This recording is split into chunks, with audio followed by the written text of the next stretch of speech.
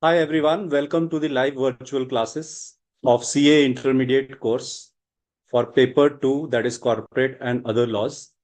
And the topic which we are going to discuss today is incorporation of company and matters incidental thereto.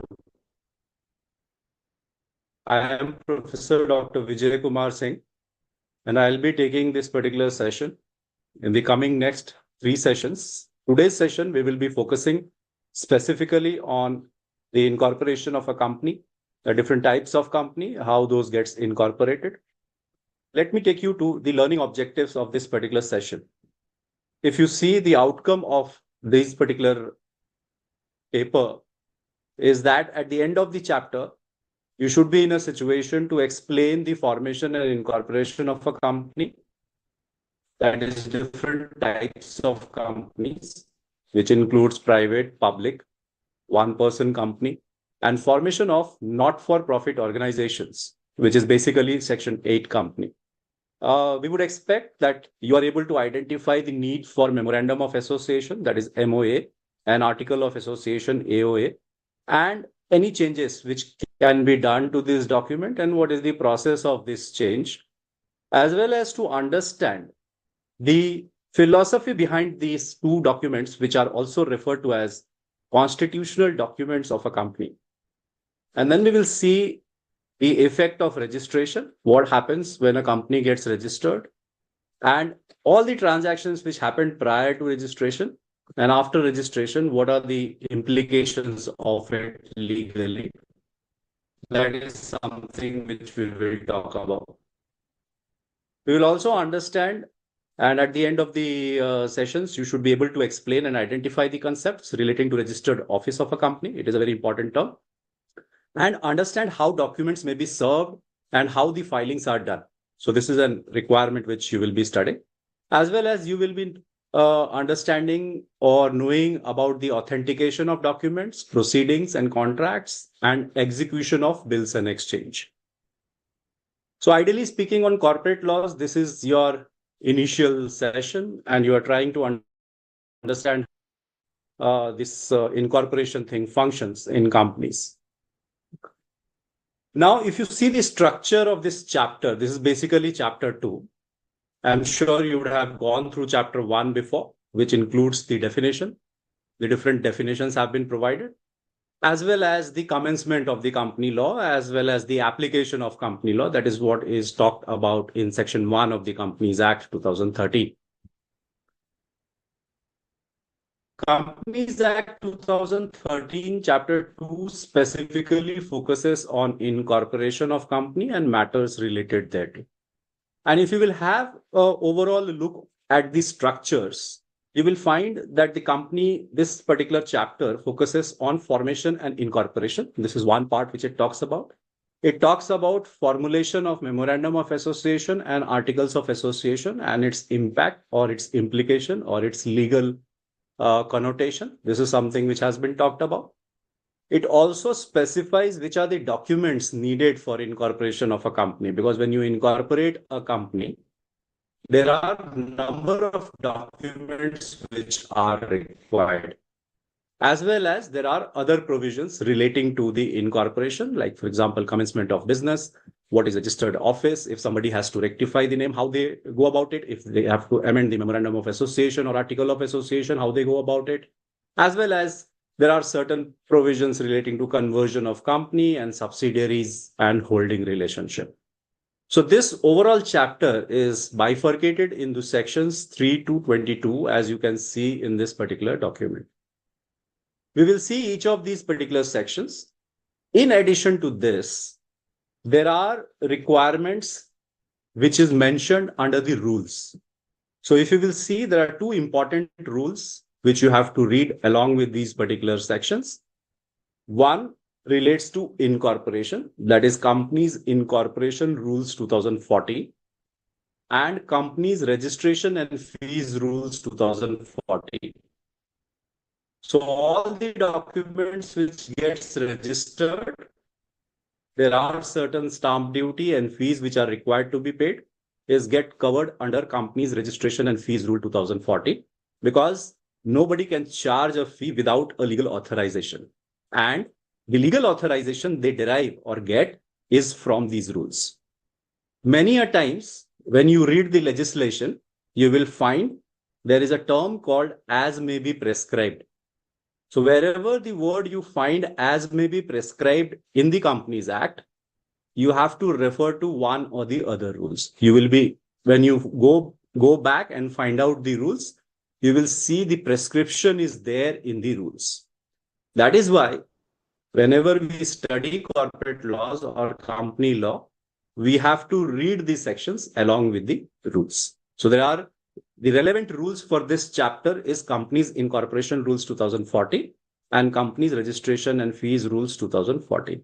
Other than that, there are several other legislations which come across, which we will try to understand as and when we go. Let us move further and talk about incorporation. But when we speak about incorporation, when we are trying to understand what is incorporation, the first thing which comes to our mind is about promoter, or the person who conceptualizes the idea of opening up a company. Let us take an example. The two friends are sitting over a coffee and they are deciding or thinking that, yes, let us form a company or do a business. Or the idea comes to their mind that let us do a business. And when this idea comes to their mind, they will be thinking one thing which they will think is about the format in which they will do the business. Second important thing which will come to their mind is about the capital. Many a times capital will come first and the format in which they will do the business, because money is very important. But before these two things, what will come to their mind is an idea as to why to form a business and what to do how to do the business and what to be included in the business, right? These are the different considerations which will be there in the mind of that person. And this person or a group of persons who are thinking to come up with these ideas, thinking about a format in which they will incorporate their business. One of the formats is forming a company.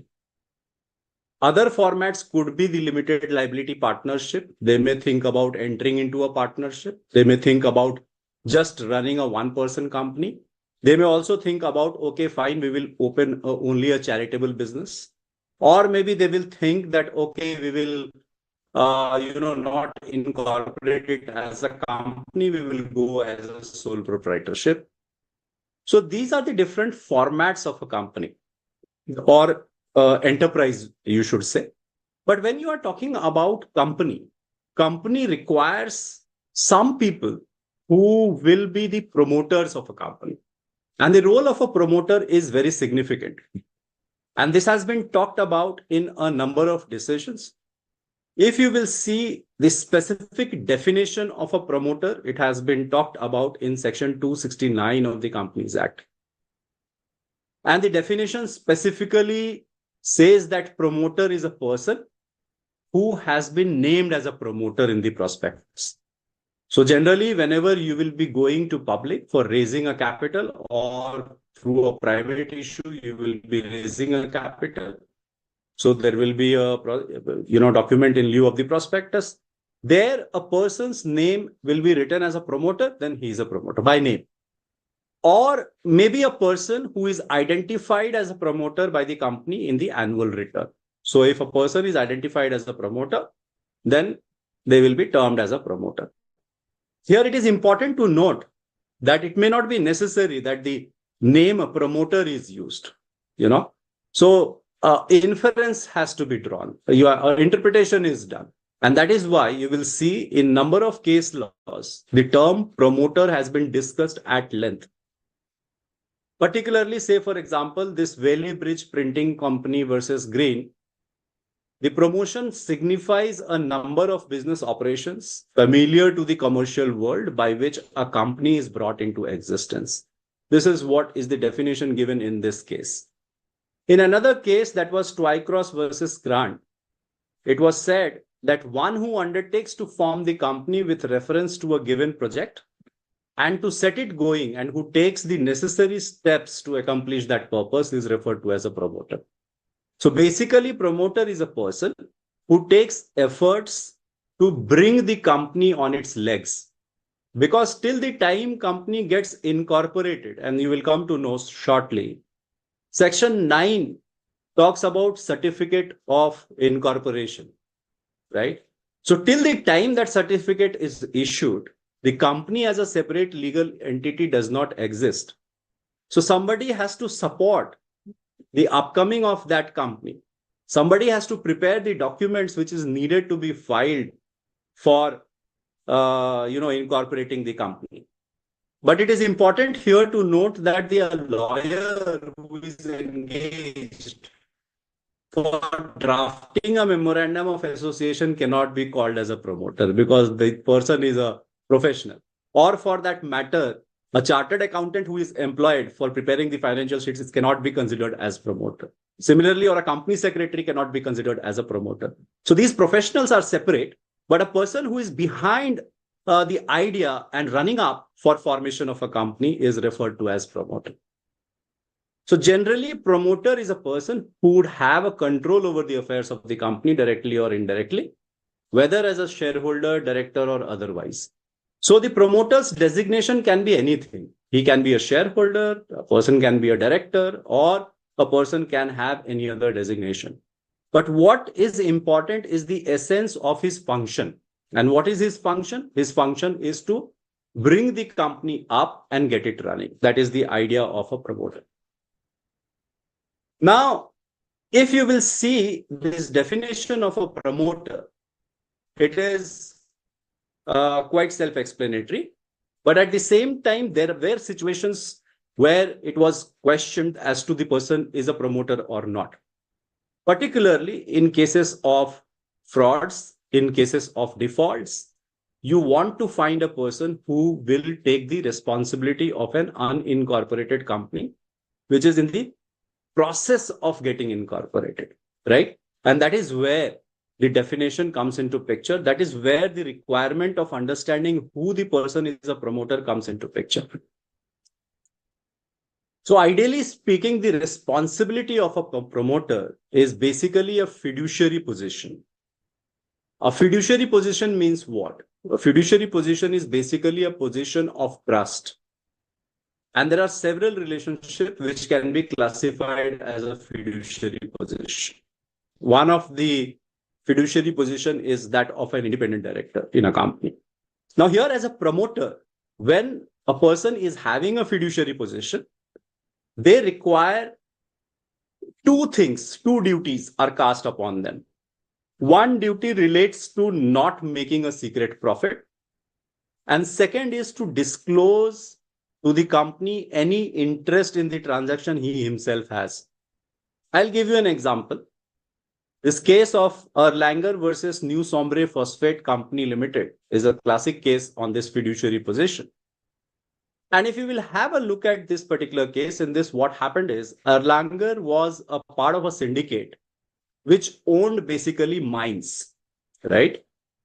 And these mines which he owned was part of the syndicate. And in the one of the syndicate members owned this particular mine, or they purchased this particular mine at 5,000 pounds. And when the company got incorporated, the company purchased these mines at 1,10,000 pounds.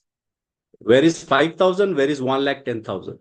So there was a profit of 1,05,000 pounds, which the syndicate member drew. Now here, Erlanger was a member of the syndicate. He knew that this person purchased this particular mine and it has sold it to the company. Now this is breach of the fiduciary position. Ideally speaking, these circumstances should have been brought to the notice of the company. And company means what? All the directors, their board, it has to be informed that yes, there was a secret profit which was made, or at least there was a conflict of interest in the transaction which needs to be brought forward. So these kinds of situations will always come. And that is why the promoter of a company is in a fiduciary position. So any secret profit which the promoter does is not legal. And that is something which is the duty of a promoter to not do that. However, role of a promoter is very, very crucial, very important. Now, what is the liability of a promoter, particularly with reference to pre-incorporation contracts? Now, see, imagine for incorporating a company, it will require several days. And before that, promoter has to do a number of activities, right? Say, for example, he has to travel, or he has to hire a lawyer or a chartered accountant or a company secretary. These people have to be paid, or their dues will be paid. Or the promoter on behalf of the company, which is yet to be incorporated, will enter into some contracts. So what will happen to these contracts and these documents? Because company is still not in existence. So it will be the individual liability of the promoter. Ideally speaking, that is what would be the situation. Now, this situation was very, very precarious and problematic before 1963. So when 1963 Specific Relief Act came up, and this Specific Relief Act provides for a provision where warranted by the terms of incorporation has been provided, which actually gives legal sanctity to the pre-incorporation contracts, and a company can ratify those contracts or accept those particular contracts which promoter has entered on behalf of the company in the board meeting. So only requirement being that the promoter should not have made secret profits, and he should disclose any interest he has in that particular transaction. So this is the overall perimeter or aspect of a promoter of a company, and very important when we are talking about incorporation, because the role of a promoter is to begin or give that particular seed to the company, and to see that that particular seed grows into a tree, right? So this is the role and job of a promoter. Now, I think I should also look at the query tab. If any one of you are having a query, you can put it on your tab. I think that is how we are going about it.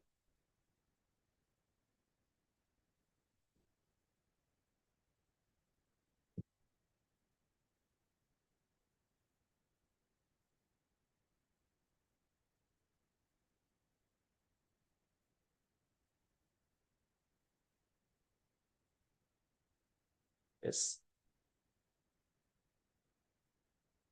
Okay. I see two posts. Both of them are saying me good evening. Good evening, everyone. Yeah.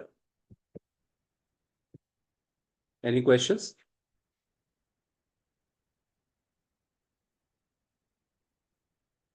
If you all of you can just post something here so that I know that all of you are there, and any questions which you have, we'll be happy to address.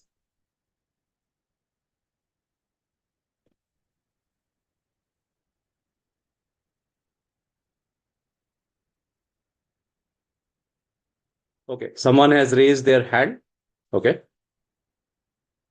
You can type your questions.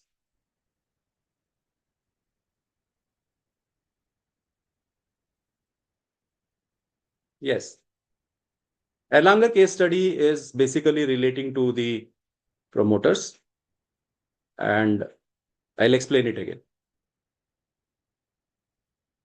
So Erlanger case study is basically trying to say that you should not do secret profit. Like, say, for example, if I have a look at it, and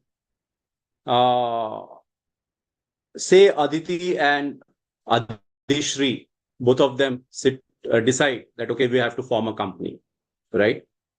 And Ajay Surya joins that particular venture, and these three of them are decided to form a company. And now you require a land to establish a company's factory, right? So Adishri says that, okay, fine, I know a person who has got the land, or Adishri herself says that, yes, I have a land which I can give. Now here, Adishri should not make secret profits, out of that land, right? So everything has to be disclosed. If there is an interest or if they have purchased it at a lesser price, this is something which needs to be disclosed to the company. Now, at this juncture, there is no company, right? Company is yet to be incorporated. But that disclosure has to be there with all the promoters or all persons who are associated with formation of that company. This is what is a fiduciary position. Fiduciary position is basically a position where you, being in power, exercise some rights. At the same time, you have a duty to not be unfair to the people. So primary duty is good faith. So idea is basically that you should tell everything which is concerning your own interest. So conflict of interest has to be told. This is what is the requirement of a fiduciary position. I hope this is clear to you people, right? Now, ideally speaking, the liability of promotion by the promoter, if there are two promoters, definitely it has to be shared by them. But ideally speaking, why they will share? They will just, company will bear that expenses, right? The liability or individual liability of a promoter will only come up in a situation when company rejects their proposal of the incorporation expenses which they have incurred, right? So then only the question of individual liability will come up. Otherwise, there is no question of individual liability, right? The company will accept whatever expenses the promoter has incurred as far as incorporation expenses are concerned, right? So this is what is about promoter of a company.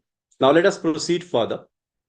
If there are no questions on this, I hope this is clear to you people, promoters.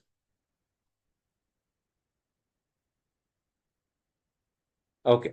Now let me move further and talk about a dimension which talks about types of companies, right? Types of companies are different, if you will see, and you will have a look at it. And in your module, this chart is given, right? And if you look at the company's type, here, basically it is talking about incorporated companies and unincorporated entities, right? When we are talking about unincorporated entities, these are the sole proprietorship or partnership firm. This is what is the idea which has been talked about, right? If you talk about kinds of companies, incorporated companies are divided into three, depending upon whether it is a registered company or it is a statutory company or they are charter companies. We will talk about statutory and chartered company in a while. As far as registered companies are concerned, we are referring, when we say registered companies are companies which are registered under the Companies Act 2013 or any other Companies Act prior to that. You talk about 1956 law or 1913 law or prior laws, right? On the basis of liability, the companies are bifurcated as limited by shares, limited by guarantee, and unlimited companies. And generally speaking, the companies would be public and private. This is what, with capital, without capital. That is the idea. That means when we say with capital and without capital, we are basically saying with shares or without shares. So company may be limited by guarantee with shares or limited by guarantee without shares. Wherever we are saying with shares or without shares, with shares means that there has to be a share capital of the company, which is bifurcated into parts, and those parts are taken by the members. In addition to that, there is a guarantee which is given in case of guarantee company. In case of unlimited company, there is no guarantee, and there is a liability which gets limited by the shareholding of a company or subscription of the shares which I take. So I am only liable to the extent of the shares which I am subscribing to, and remaining debts does not come back to us, right? Now, let me move further in this and talk about the chartered company. And it is an oldest form of formation of a company. And if you see the history of company law, you will find the joint stock companies have been talked about. And these joint stock companies were there. But what we are talking about here is chartered companies. And chartered companies are companies which are formed by way of a royal charter, or you can say a permission given by the king that, okay, the company has to be formed. And a greatest example would be the East India Company, which was granted the royal charter on 31st December 1600 by Queen Elizabeth. And that became a company to work. And it also had a monopoly at that point in time to trade in the East India. That is how it is named as East India Company, right? And you all know about the history of East India Company, how they came to our country to trade, and then thereafter they ruled us for a longer period of time. Then there is a statutory companies. These statutory companies are companies which are formed by way of a statute. So Parliament passes a legislation or state legislature passes a legislation, and then they form a company. And it is generally government companies or government enterprises, central public sector enterprises, like, for example, Life Insurance Corporation of India, formed by Life Insurance of Corporation of India Act. IFCI is also a company formed by way of a legislation. Similarly, Food Corporation of India Act is also a company which has been formed by way of a statute. So there is a statute, right? So this is how important part which we have to look at the ideas about chartered company and statutory companies. Now you will see statutory companies are older companies. There are very few new statutory companies which you will find now, but most of the companies are now limited by shares, and that is what either it is private or a public company.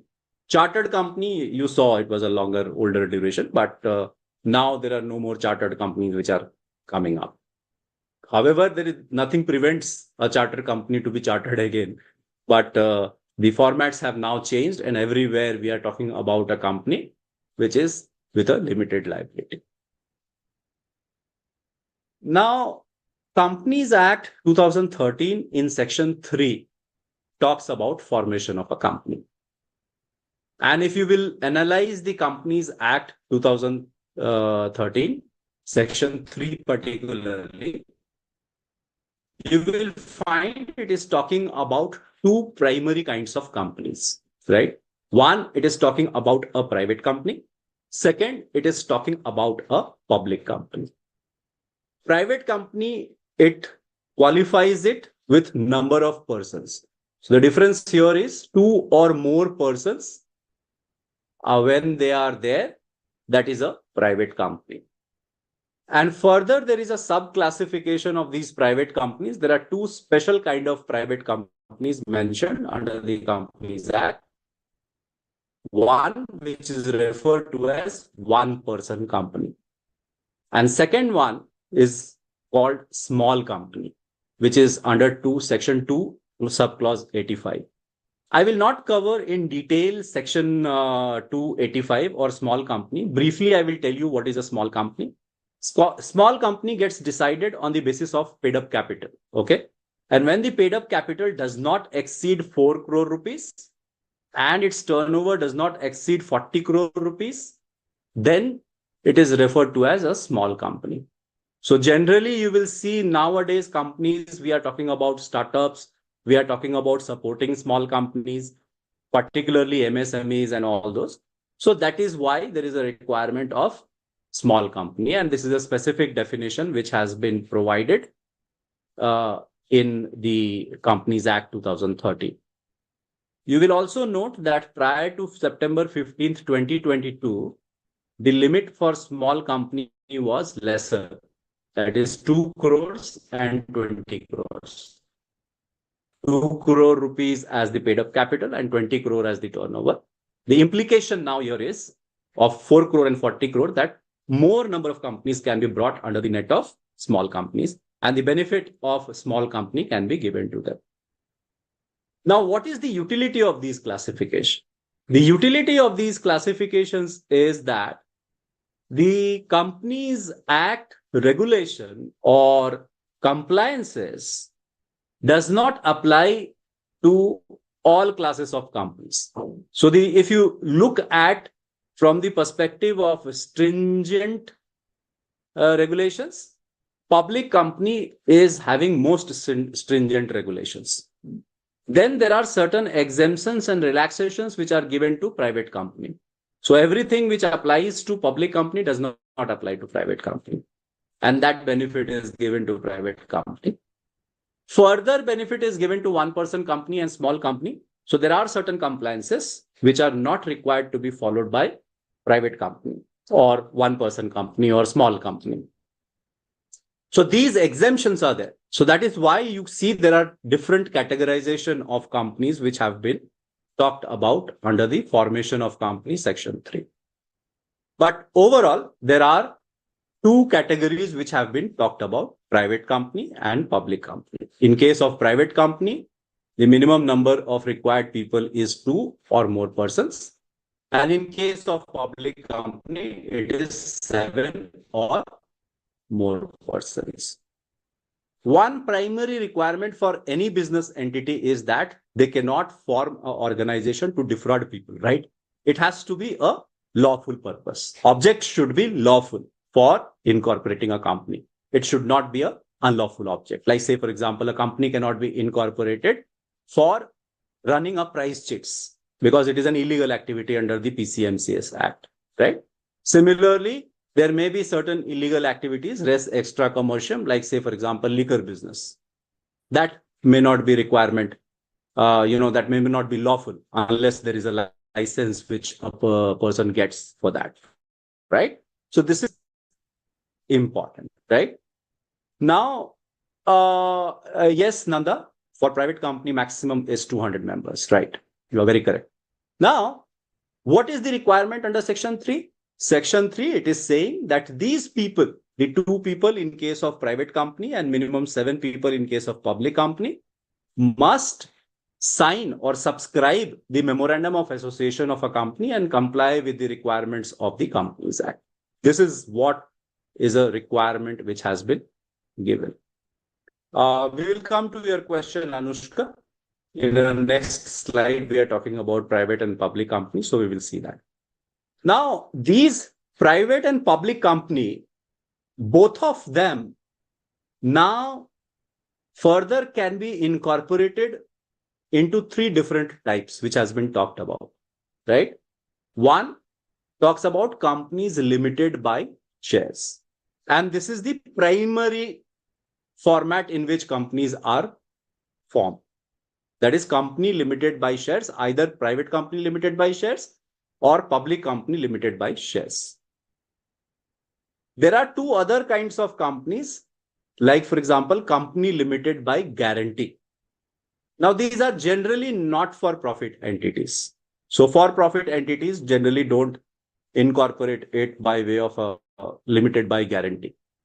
When one says limited by guarantee, that means the members undertake to guarantee a particular amount in case of winding up of a company or in case of default of debt, right?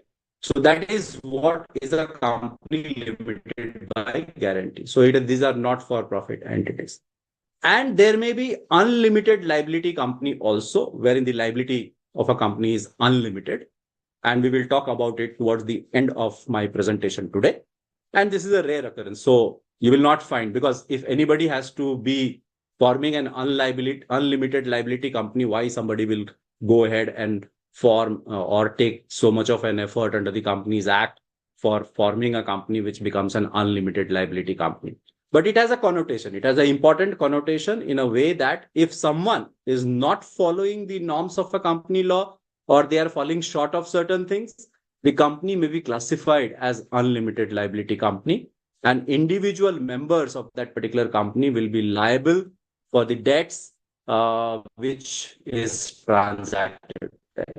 Right? So it is important here to note these are the three different types of companies which can be incorporated: companies limited by shares, company limited by guarantee, and unlimited liability company. But generally, the companies limited by shares is the general format, right? Now, when we are talking about Muskan Company Limited by guarantee, this is a situation where, see, what happens generally when you say companies limited by shares. What do you mean by that? You are basically having a share capital. You bifurcate those share capital and give a particular share to one person. What is the liability of that person? To pay the value of the shares. That's it. There is no other liability in that case. So say, for example, if your share price is 100 rupees, you have paid 100 rupees. That means your liability is completely discharged. There is no problem. But out of the 100 rupees, if you have given 50 rupees, then your liability extends to the extent of 50 rupees. In case of guarantee company, there is no share given. There, a person takes the guarantee to pay 100 rupees in case there is a debt default by the company. That is a guarantee company. However, a guarantee company can be also with shares, right? This is how the things work, right? Okay. Now, let us move further and talk about the public and private companies, okay? Now, when we talk about public and private company, these companies are defined, and these definitions are provided in specific sections. And as you can see here, in this, we are talking about definition of public company, which is given in section 2, subsection 71. And it says, and this is a, beauty of definition clauses. So it says, public company means a company which is not a private company, right? So now you have to find out what is a private company to get the definition of a public company. Further, it says it has a minimum paid up share capital as may be prescribed. Now, when it says as may be prescribed, where do you go? Yes, can you put it in chat box? Where do you go to find out as may be prescribed? No, rules, very good. Not MOA, Divya. It is rules. Which rules? Which rules? Yes, Nitish, it can be notification as well. Rules 2014, no. What is the exact rules? Which rules we are talking about? Incorporation rules. Very good. So it is Companies Incorporation Rules 2014. There you will get it, the prescription, or by way of a notification. So maybe Ministry of Corporate Affairs comes up with a notification and it tells you that what is the prescription. For your information, by the way, the Ministry of Corporate Affairs has come up with a notification wherein this minimum paid up capital requirement has been taken away. So there is no more a minimum paid up capital requirement. Now you have to just mention an authorized capital, and then thereafter minimum paid up capital can be anything. That is what is the requirement. So for ease of doing business, they have taken away this requirement. Further, if you will see here, the definition of public company, it defines clearly, and it says that a subsidiary of a company not being a private company shall also be considered as a, public company. So this is the overall definition of a public company. Now let us talk about what is private company. And this distinction is an important distinction because many a time these distinctions will come to you. Now, private company is defined and it says private company means a company having a minimum paid up share capital as may be prescribed. As I have told you already, this prescription is in incorporation rules, and incorporation rules removes these prescriptions by way of a notification from Ministry of Corporate Affairs. There is no need now for a minimum paid up capital. What is the requirement? How do you distinguish between a private and a public company? One major distinguishing feature is the restriction on transferability of the shares. So in case of a private company, the articles of association will have a provision which will restrict the transfer of shares of a private company members. Many a times there is something which is referred to as preemption rights.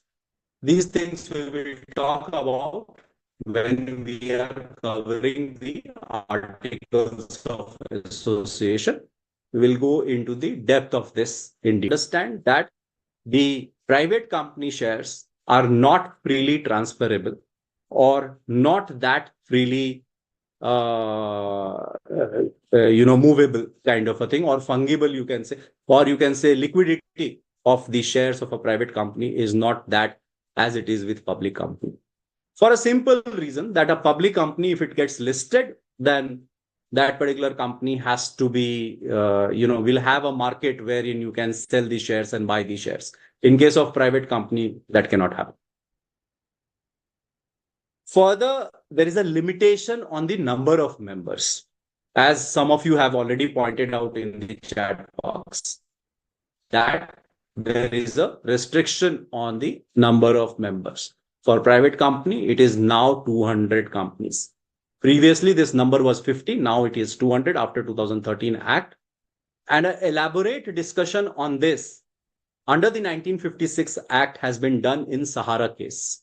If you want to read further or do an additional reading on this, particularly for the students who are very much interested in to go into advanced level as well as understand or make their understanding more clearer, should read the Sahara case. Sahara case is a classic case as far as this definition or differentiation between private and a public company is concerned. It's an important case.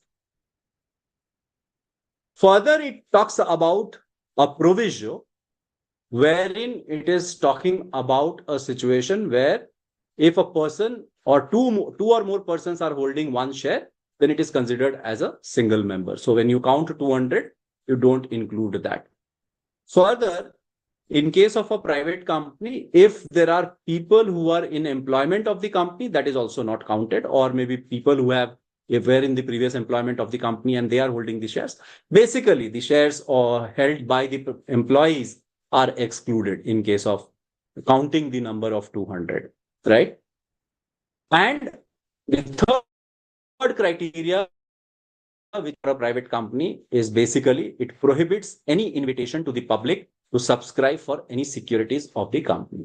So a private company cannot go to the public. And what do you mean by public here? Yes. Can somebody respond in the chat box? Yes. Is there any? No, what do you mean by public here? Come on, you all are future CAs. Yes. No. It is not outside. Now we have talked about it just now. More than 7 persons is public? No. In case of private company definition, what is public? Just read the line. It says prohibits any invitation to the public. When the invitation will become to the public?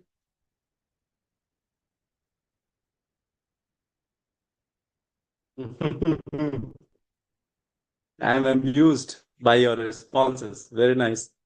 Vivya, okay. Stock market listing.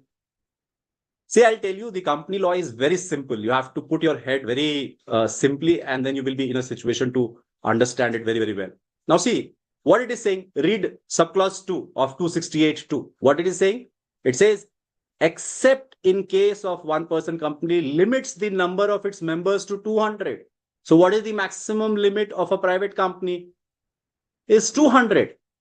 So the moment the number increases from 200 to 201, it becomes public, isn't it? Or there is a requirement to go ahead to become public. Is it sense to you? You have understood what I'm saying. So in case of a private company, as soon as the membership increases from 200, there is a breach of the condition. that maximum members which can be there for a private company is 200. So that becomes a public situation, right? Very good, Deepak. This is what exactly it is. Members increases to 200, then it becomes a public. And that is what exactly was the situation in Sahara case. In Sahara case, the Sahara issued basically the OFCDs, optionally fully convertible debentures, right? And these were issued to more than 50 people because that was the limitation under the Companies Act 1956. And the Supreme Court interpreted this. And they said that once you move beyond 50 people and accepting deposits from them, then that becomes a public issue. And you have to comply with the requirements under the SEBI law. This is what was the definition which was given, or this is what was the interpretation given in Sahara case. I would again suggest please read that case on your own. Okay, because that is not part of your syllabus, but I would suggest that you should read it. It will give you more clarity. Is the distinction between private and public company clear to you people? Should we move ahead?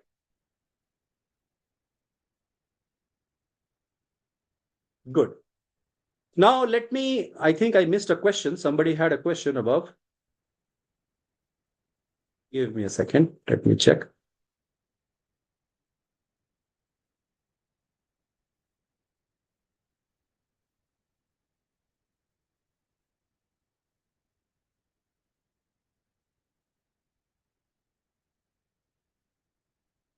Okay, let me do it towards the end. I will scroll through the chat box and then get back to you. Moving ahead, now let us move with the other type of company. But before I move to the other type of the company, I want the future CAs to be conscious about something extra as well. Okay. So your duty is not only to read what is there provided in your syllabus. You have to also read something which is beyond the syllabus, just to, have a broader orientation of the things, how things are happening. And one of the documents which I want you people to consult and read is basically MCA annual report. That is Ministry of Corporate Affairs annual report. It is a document which gives you plenty of information and latest information, and annually that is published, and you should definitely have a look at it or scroll through it once at least for the contents, what MCA is saying. For example, I had a look at it because I had to teach you people. And for 23-24 report, if you will have a look at it, you get certain figures which has been displayed. Particularly as on March 31st, 2024, you are having about 26,63,016 companies which were registered in the country. And out of this, 16,91,495 companies were active companies, which comprised maximum private companies and only 72,247 public companies.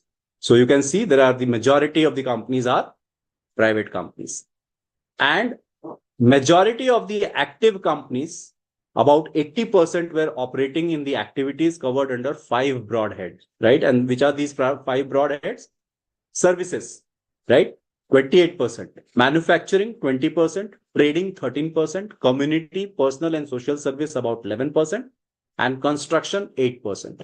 Other than that, there are different other categorization also. I will come in a short while to you people to tell you why this categorization is important, because when company gets registered, the ROC has to do this categorization while allotting the CIN number, right? So it is important, this categorization. Further, if you will see the collective paid up capital as on 31st March 2024, there were about 213,398 companies incorporated from January 1 to March 31st, 2024. And with a collective paid up capital of about 39,460 crores. So these figures will give you a bit of an idea that how things are. Say, for example, somebody will say that whether there exists one-person company, we have been talking about one-person company many times. So the figure says that from January 1st, 2023 to March 31st, 2024, there were about 12,271 one-person companies incorporated and were registered with a collective paid-up capital of 111 crores. So this is what I would suggest you people to have a read through. Please do have a scroll through the MCA annual report. This will give you a lot of understanding about how things work. And you will also have a broader understanding of the overall regulations and how it is functioning, how the regulator is functioning. Now let us move further and talk about a very, very interesting component, that is different other classification of companies. So primary classification you have already seen under Section 3 of the Companies Act. There are three kinds of companies primarily talked about: one-person company, private company, and public company. And small company, you read into that because as per the rules as well as definition, you bring that particular thing into there.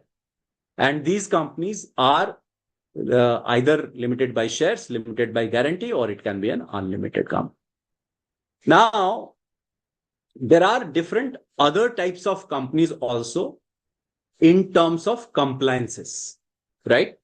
For example, there is a not-for-profit companies. It is also referred to as Section 8 company. Under the 1956 Act, it was referred to as Section 25 company. We will talk about it in detail in one of the slides. So I am just parking it. Then there are government companies. And the government companies have been talked about in Section 617 of the Act of 1956, I believe. It is, and 51% share or control is there with the government. This is the government companies. Now, there are foreign companies, which is defined in 242. We will talk about these three companies in detail. There is a holding and a subsidiary company. So as per the company law, there is a relationship between these two. Though there are separate legal entity, holding company is separate in law, subsidiary company is separate in law, and these two companies are having a interrelationship legally that is governed under Section 246 and 287 of the Act. And that is why this is important when we are talking about companies or when we are talking about group companies. So there are interrelationship. Why? Because there are certain compliances which are there, additional compliances for holding and subsidiary. Secondly, there are certain exemptions also for the holding vis-a-vis subsidiary or subsidiary vis-a-vis holding, right?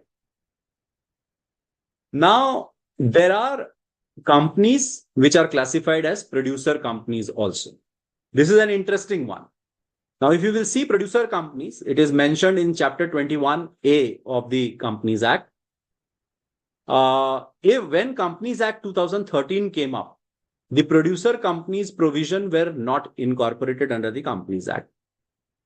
1956 Act had the provisions relating to producer company, and it got introduced in 2002, if I am not wrong, on the recommendation of YK Alag Committee. So YK Alag Committee said that the cooperatives are there, but if you give them a format of companies, these cooperative societies will do better. So producer companies are nothing but these are the companies which deal with agricultural produce or beehive, or you can say pisciculture, or you can say fisheries. So these are producer companies basically, and it is kind of a cooperative, you can say, but in the format of a company. So this is the idea that if you give them a format of a company, they can be limited in their liability, but at the same time, they can be in a format which will help them grow as bigger entities and help move further, right? So this is what is the idea of producer companies. So when Companies Act 2013 came up, the J.J. Irani Committee recommended that producer companies, there should be a separate legislation altogether, like LLP Act or some other legislation. Producer companies should have a separate legislation altogether rather than putting it into the Companies Act. Because if you will see the provision of Chapter 22A, it itself is a mini company law for producer company, because every provision is there as far as producer company is concerned. So that was the idea. However, later on, I think it was, I have talked about this here, it was 2021, when the government had a focus on cooperatives. There was a Ministry of Cooperation also, which has been incorporated.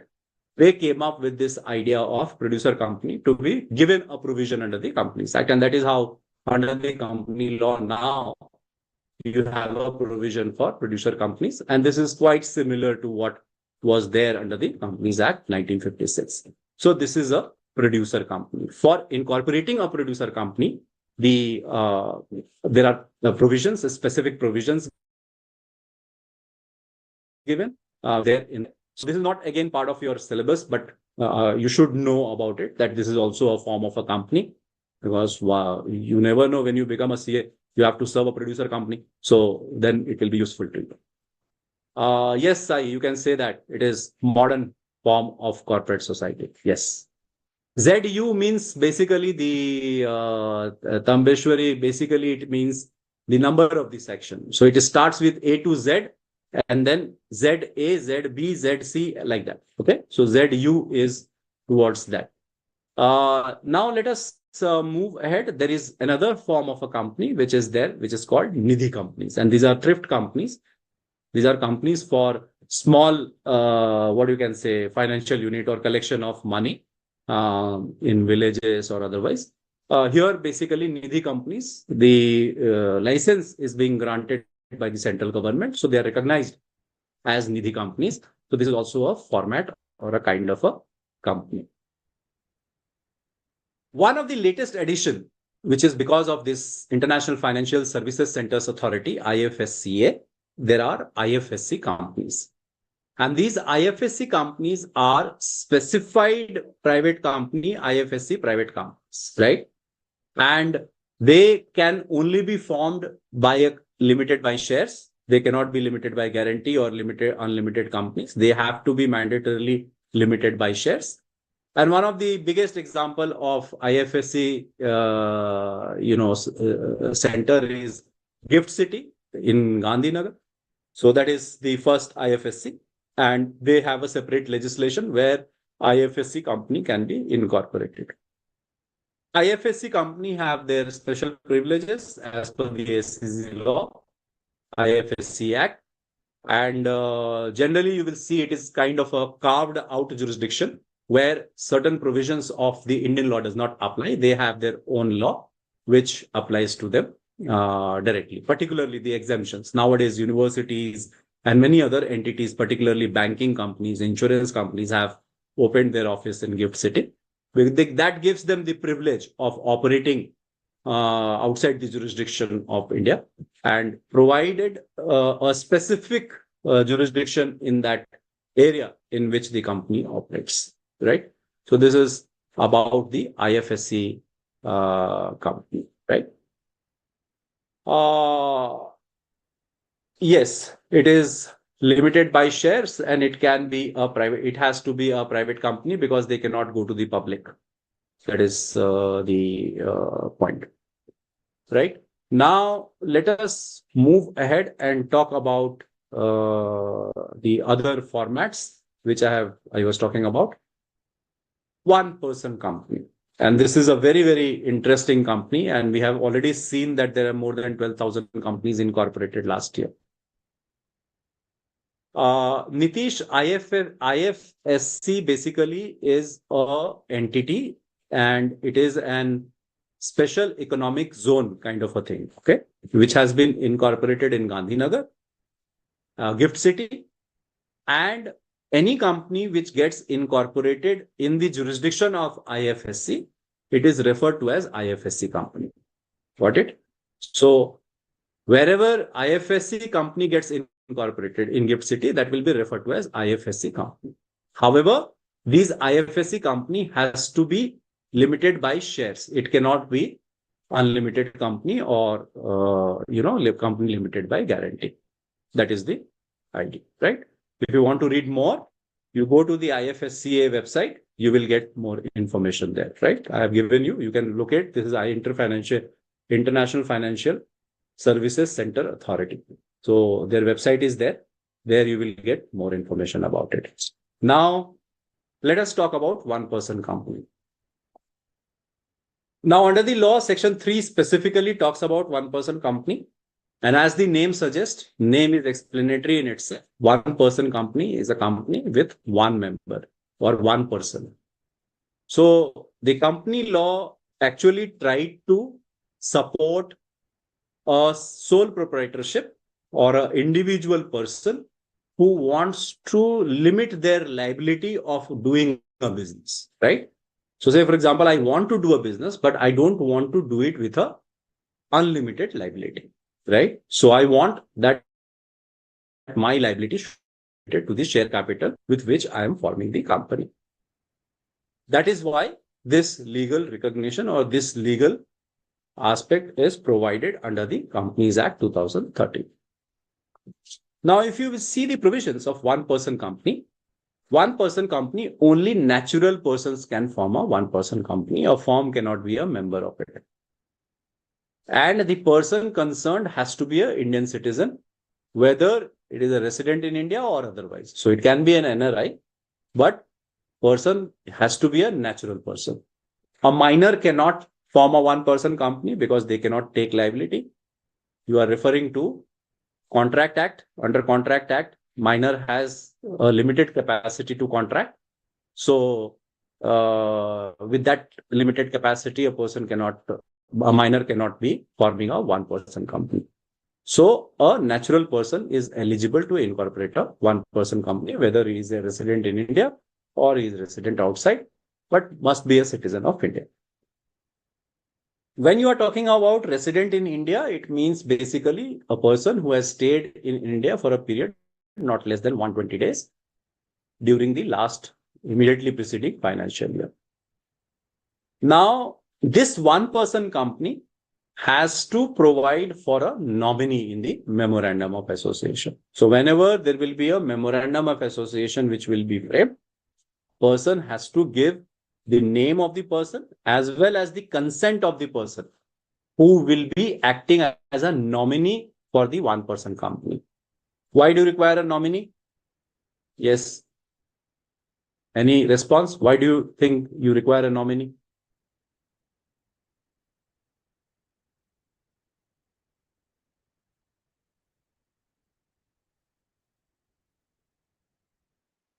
For assurance, okay. In case of incapacity of a member, perpetual succession. Very good, very good. So basically, you don't want, company will not die, right? So company, if something happens to this one-person company who is in charge, there should be somebody who should be taking the liability or who will be running the company. And that is why to have perpetual succession, you require a nominee in the memorandum. So there is a requirement to mention the nominee. And there is an elaborate provision for nominee, for the nomination of the person. And this is a very important provision as far as one-person company is concerned. So let us look at that. So one-person company can't be incorporated or converted into another company, into a company under Section 8. So one-person company cannot be a not-for-profit company. It has to be always for a for-profit company. And it cannot be for the purposes mentioned under Section 8. You cannot convert also a one-person company into a Section 8 company. And one-person company cannot also carry out certain businesses, like, for example, non-banking financial investment activities or investment in securities of any other body corporate. These things they cannot do.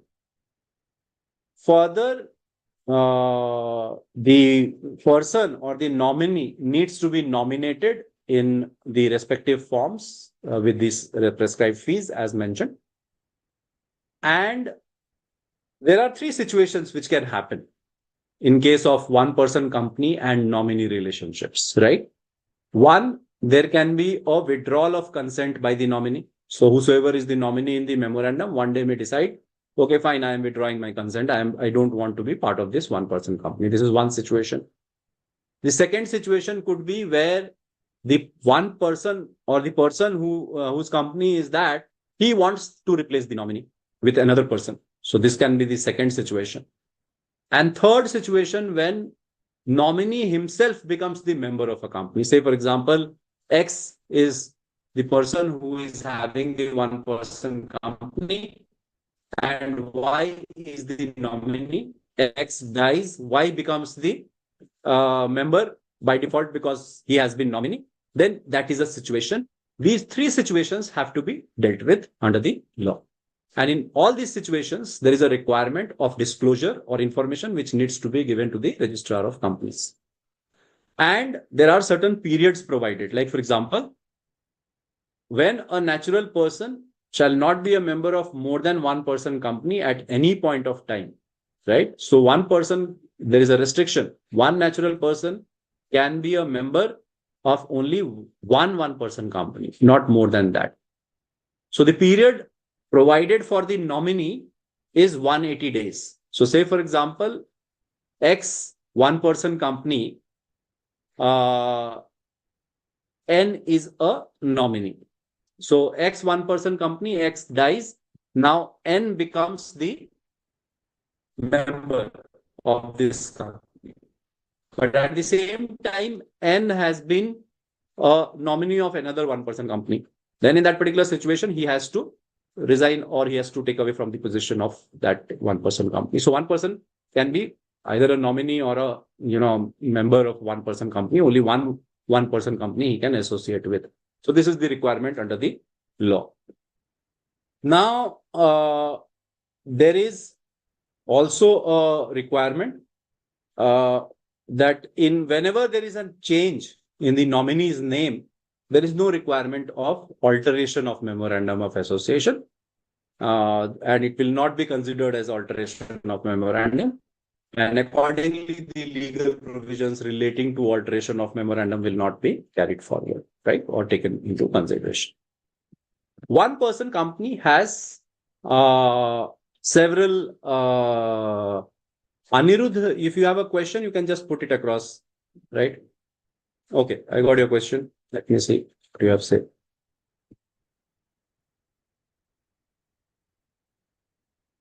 Yes, 15 days it is there, Anirudh, you're right.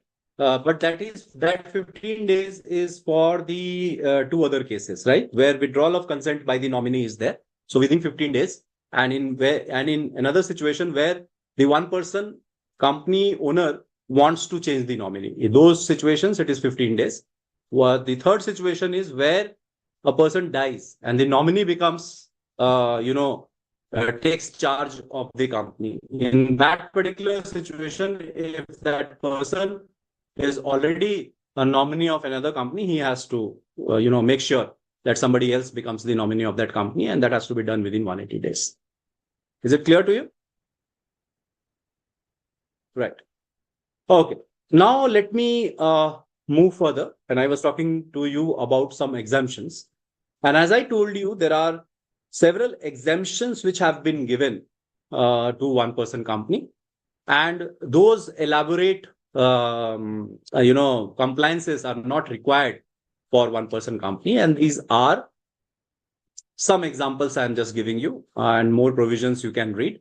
So first one is not required to prepare a cash flow statement, right? So there is no requirement to do that.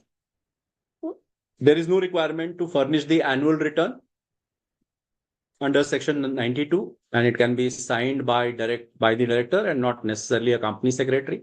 So there is no requirement that you have that compliance from the company secretary. In case of public company and probably private company also, there is a requirement of company secretary's signature. Further, following the similar line, 134 provides it would suffice if one director signs the audited financial statement, an abridged form of director report may be prescribed. Similarly, if you will see further, there are requirement holding annual general meeting is not necessary. And, because one person itself is running the company, so with whom he will do the meeting. Then there is even relaxation is also there in convening board meetings.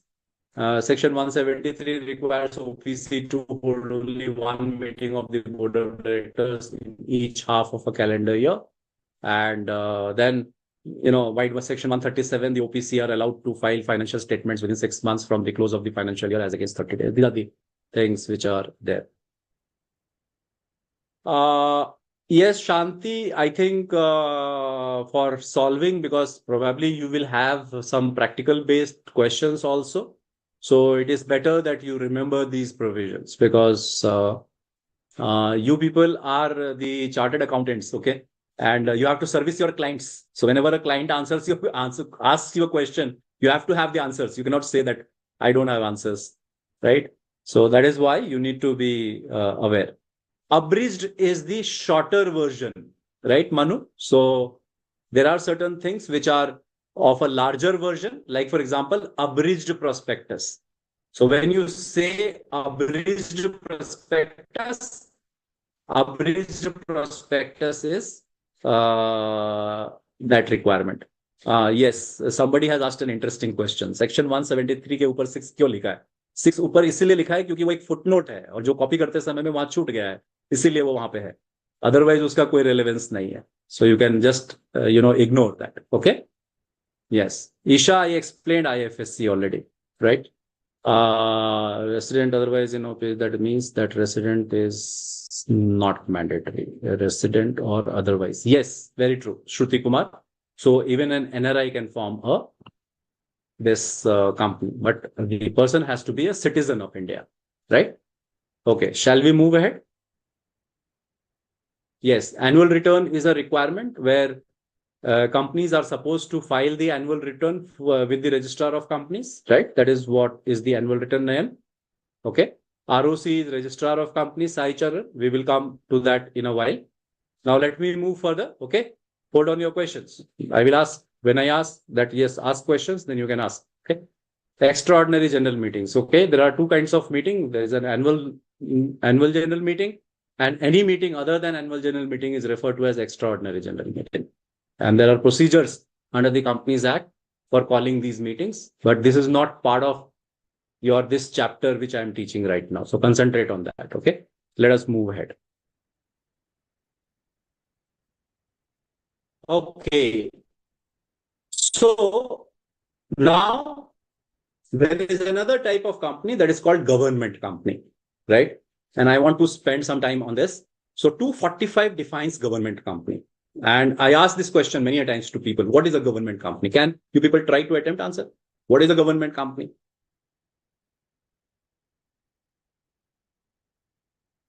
Yes. Government company means what? Okay. More than 51% of the shares held by government is a government company. Okay. Can there be a company which is a government company without holding 51% of the shares? No? Okay. That's quite interesting. Yes, subsidiary of government company. Good. Very nice. Very nice. Okay. Let us see the definition. Okay. It will clarify your doubt. So what is the definition? Definition of government company is, government company means any company in which not less than 51% of the paid up share capital is held by whom? The central government, or by any state government, or partly by central government and partly by one or more of the central or state government, and includes a company which is a subsidiary company of such a government company. I think one of you answered this very well. Now here, when you are talking about paid up capital, here paid up capital will be construed as total voting power. So there is a difference between paid up capital and voting power. And this we will see in quite detail, because I am going to teach you the chapter on share capital and debentures. So there we will have a detailed discussion on this with problems also, right? But right now, park it for the future. If you want to read, you can read yourself. Now I am not dealing it with it. Now, where shares with differential voting rights have been issued. Now, this is what is the definition of a government company. However, government company relationship with the public is a bit, what you can say is a bit complicated, for a simple reason that the moment the government, see, there is a separate legal entity. So a government company is a separate legal entity in itself. It is different than the government. So you cannot say that a government company is government or it is exercising sovereign power. In many cases, it has been held like that. However, at the same time, when the matter comes of equality or when the matter comes of distribution of largesse, or when the matter comes of employment in a government company, the Article 12 of the Constitution of India kicks in. That is the definition of a state. And many a times, in many cases, Supreme Court has held a government company to be a state by, extrapolating the definition of instrumentality of a state, particularly if you see Ajay Hasia's case. And this is a constitutional question, so not much to do with you people right now. But I believe that you should be aware about these interrelationship, because in case of government company, it has an additional responsibility than a private or a public company, by the way. So whenever there is a government which is having a stake in a company, naturally, it becomes a subject of writ jurisdiction under Article 226 and 32 of the Constitution of India, which will not be applicable to a purely private company, likely, right? Now the question arises, and this is the question, whether government company can be a private company or a public company. Yes, whether it is a public company or a private company, a government company. Can you answer? Public. Okay. Very nice. Neither. Someone has said neither. Okay. Very nice. Most of you are saying that it is a public company. Why you are saying that? Government by default is a public company. It is not necessary, Pranav. So a government company can be a private company as well. It is not necessary that it has to be made a public company. The format has to be chosen by the government. It can be a private company or a public company. And it is easier for them to form a private company, because for public company, they have to get 7 subscribers. Right? So it is easier for them to go for a private company unless they want to list their shares, unless they want to go for a listing. Then that is a different situation. But otherwise, it is better for them to go for a private company. So a government company can be both public and a private company, right? However, for government company, there are certain exemptions which are available to a government company. And I leave this question to you people for your homework. So please have a look at the exemptions which a government company enjoys, right? Can a government company issue IPO? Yes, definitely. Why not? A government company can always issue an IPO. But that will be referring to as a disinvestment. So there is an organization which is called DIPAM. DIPAM, this is the department, I'm forgetting the name. It was previously referred to as disinvestment department. Now that is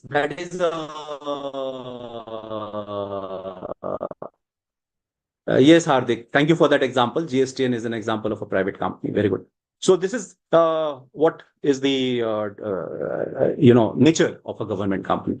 But you understood why when I asked you this question, that whether it is a private or a public, most of you answered public. And that is what exactly is the perception amongst the people as well as the judiciary. So judiciary, yes, Pallavi, only a public government company can issue an IPO.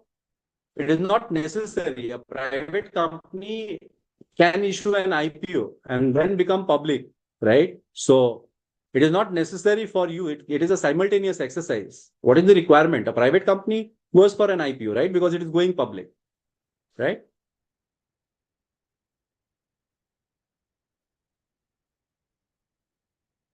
Yes, public issue, if it is a government company, is a private company and it wants to become a public company, then it goes for a public issue, right? And it has to follow the processes of becoming a public company, minimum public shareholding, and all other requirements under ICDR has to be processed. Thank you, Divya, for that. Department of Investment and Public Asset Management, DIPAM. Yeah. Now let us move ahead and talk about this government company I was talking about. And as I told you that the nature of a government company many a times comes under the scrutiny under the constitution by virtue of the definition of Article 12, that is state under the Constitution of India. However, at this juncture, I would also like to leave you with a thought. So how many of you have read Competition Act? I don't know. But if you will see Competition Act, it gives the definition of enterprise. And the definition of enterprise does not distinguish between a government and a public company or sorry, private company. So all enterprises are same. Whosoever is doing a profit is or whosoever is doing an economic activity is considered as an enterprise under the competition law. And that is why you will see that government companies have also been held liable for violation of Competition Act in many situations. There are several cases which can be have you can have a look at. Okay. Commercial world, all are equal. Yes, they are. And that is why they are referred to as competitive neutrality. So there is a competitive neutrality. There is a requirement of competition, which does not distinguish between a private and a public company or private or a government company.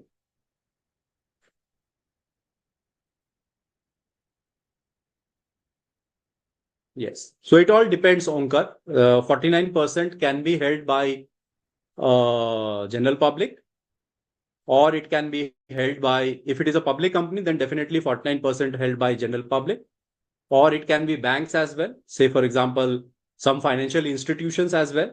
So 51% with the government and 49% with maybe any of the financial institutions like IDBI or a similar kind of financial institutions, right? Okay. Is it clear till this point? Shall I move? Brake. Okay, I am not aware about your brake system. So, yes, anyone there?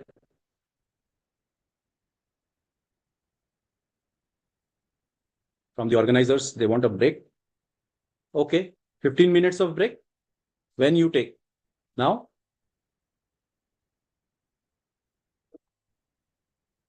Right?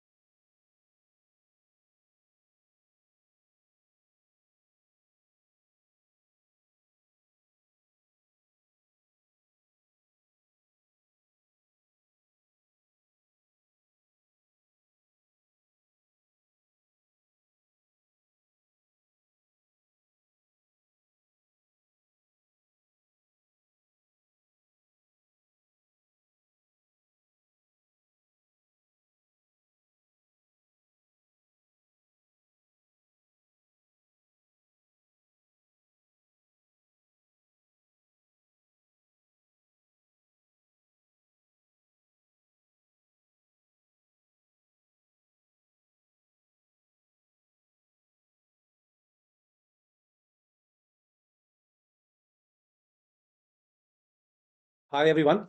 Welcome back. The participants who are still online, and a couple of them who are on break and will be joining in 1 or 2 minutes. Let me quickly, touch upon this foreign company. Though this is not part of your detailed syllabus, but as I was telling you that these are the different formats of companies, and while you are talking about incorporation of a company, a brief idea of them is important for you, right? So foreign company is again defined. And if you see the Companies Act, the definition says it is a company or body corporate that is incorporated outside India. It is irrespective of the fact that these are all Indians who have incorporated a company in UK, that will be a foreign company. Or all foreigners who have incorporated a company in India, that will be Indian company, right? So place of incorporation is an important thing.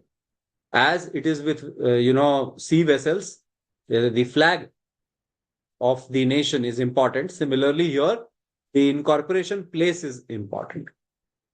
Further, the definition of foreign company takes into consideration the electronic business or e-commerce.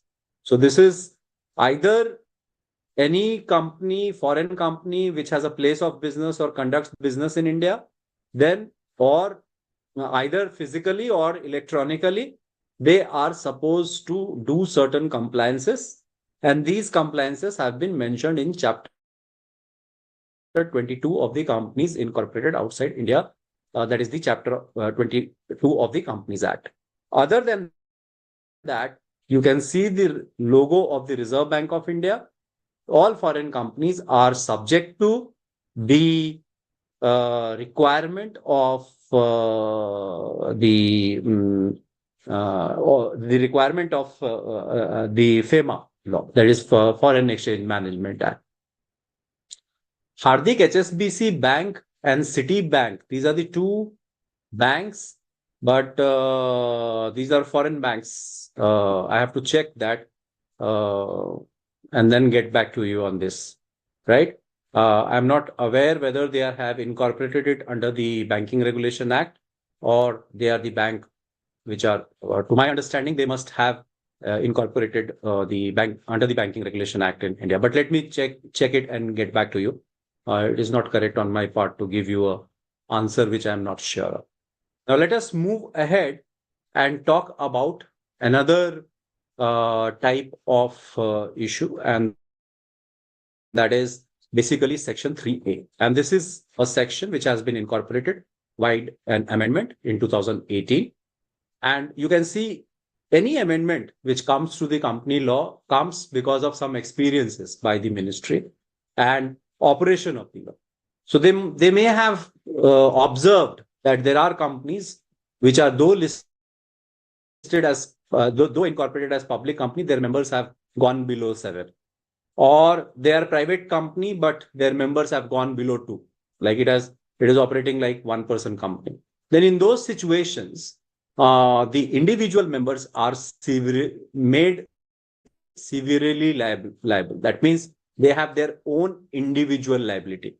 So when we say members are severely liable, that means each of these individual members are individually liable for the payment of debts of the company, and they may be severely sued at any time whenever the number of the members of the company is reduced below 7 or 2 in case of public or private companies, and such companies carries on this particular business for more than 6 months with reduced number of members.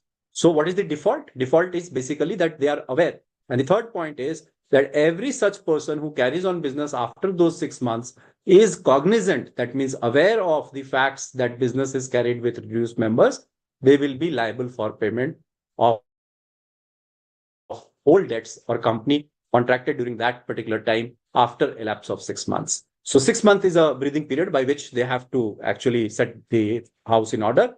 But if they don't, and then thereafter they continue with the business, they will be personally liable for the debts which have been incurred after the 6-month period. This is what is Section 3A talks about, particularly in light of the insolvency and bankruptcy court proceedings. Probably these amendments have been brought forward. Now let us talk about incorporation. And incorporation of a company has been talked in Section 7 of the Companies Act.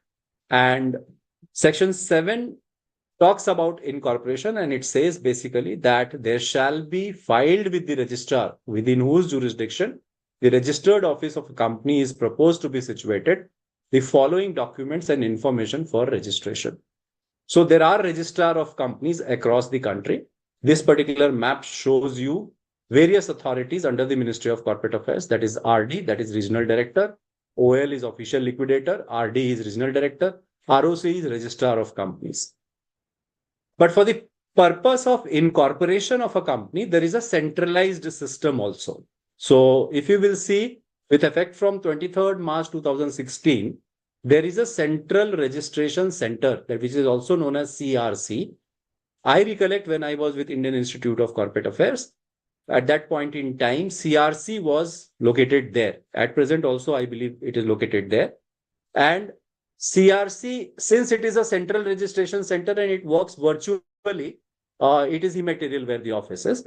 So Central Registration Center is functioning as a functional jurisdiction for the processes of disposing the e-forms. Nowadays, everything is done online.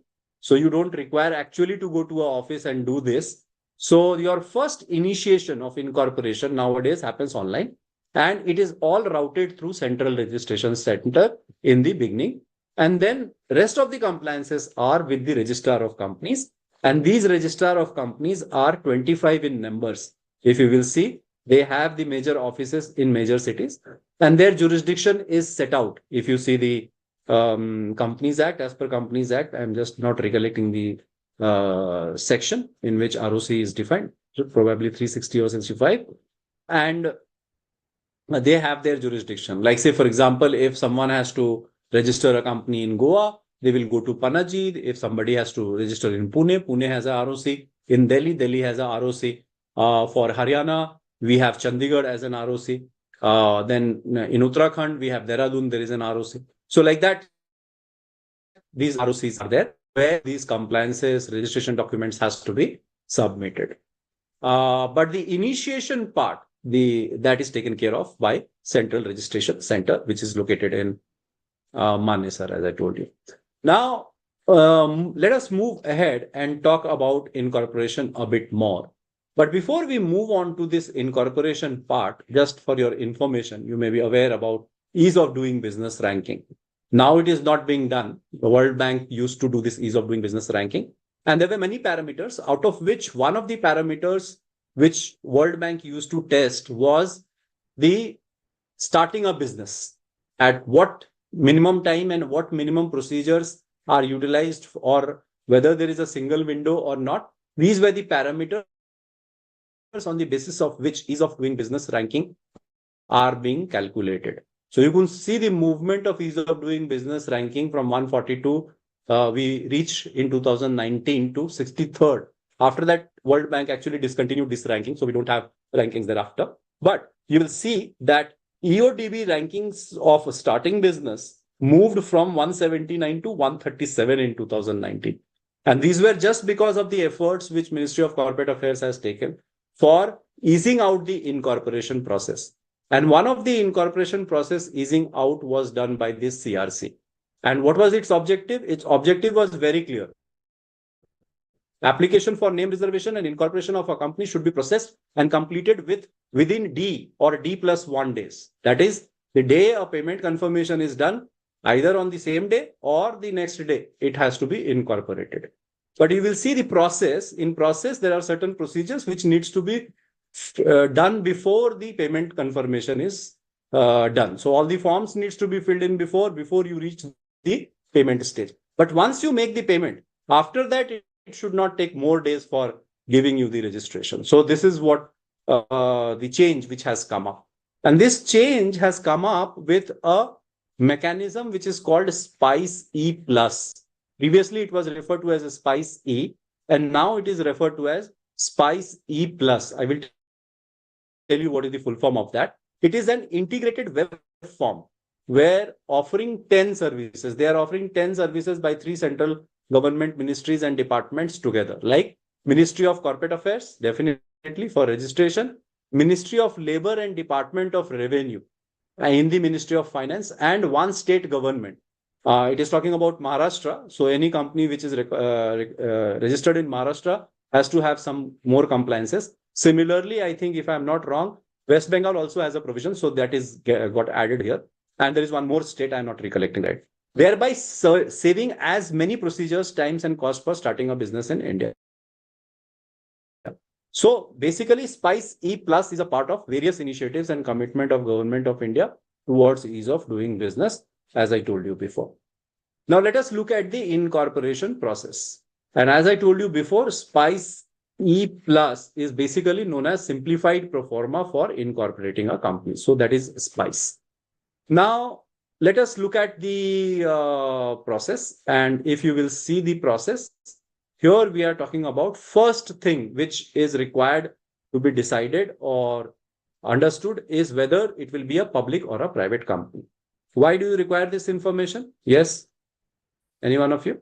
Why do you require this information? First of all, whether the company has to be. Yes. No, I think MP has an ROC. It is in Bhopal. Yes. Number of members. Why? Why do you want to determine that whether it is a public or a private company? Because you have to find the subscribers, right? Yes. So for in case of private, there has to be 2 persons who has to be there. And in case of a public, there has to be minimum 7 persons, which you require. Further, there are number of directors also is a requirement, right? So that is something which needs to be very, very important. Yes, very true. So now the next stage for incorporation is reservation of a name by filing an application. I will touch upon this in a while. Then you have to draft the memorandum of association and article of association. These are the detailed documents which has to be prepared depending upon the nature of the company, depending upon what those particular details are written in these documents. There is a format also given under the company law. If you will see the company law, there is a particular format which is provided, and you can have a look at those formats, and we will see those formats probably in our next class when we are talking about MOA and AOA. Then these MOA and AOA has to be submitted to ROC. Nowadays, it is an EAOA and EAOA MOA, which is online uploaded. And then consent of persons nominated as director, their consent is taken, their DIN number is there. And then submission of a statutory declaration of all the compliances. Generally, these compliances, there is a declaration by the company secretary who is actually looked at the documents, plus chartered accountant also, I believe, and then any attorney or lawyer whosoever is there, as well as the directors and subscribers of the memorandum, they gave all these declarations. And then there is a payment of fees. So for incorporating a company, there is a fee requirement as well. I think there is no fee till 15 lakh rupees of authorized capital. So any company which is incorporated till 15 lakh of authorized capital, no fees are there. So without zero fee, this particular scheme started somewhere in 2020 and it is still continuing. And then after that, there is a certificate of incorporation which is given. And then you also, after that incorporation, you file a declaration about address of the registered office. This is the overall, process of forming a company. Now, this may appear to you very, very simple, 9-step process. But when you look at the each of these steps, it has got so many things, so many compliances which are required to be done. Like, for example, there is now a requirement to submit a declaration that all subscribers have paid the value of the shares and, their registered office before the commencement of the business. So there is now a requirement of additional compliance or a declaration before you start commencing your business or start doing your business. This is a requirement, right? So if you will see, there is a detailed form that is called INC 32. I will show you the INC 32 just now. And along with the fees as provided in the company's registration of fees rules, it has to be given along with the accompanied documents and information. I will tell you which are the documents and information. No. Isha, there is no requirement of a commencement letter from anyone. This commencement, basically, it says that before you commence your business or before you start doing anything of a company, you need to do certain compliances. This is what is called commencement of business. So there is no requirement of a certificate from anyone. Incorporation itself is a certificate which allows you to do whatever you want, right?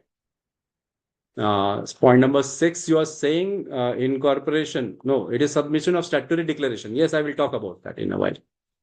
Okay, now let me take you further and talk about this this document, Spice E Plus. Okay, and if you will see, this Spice E Plus is a detailed document.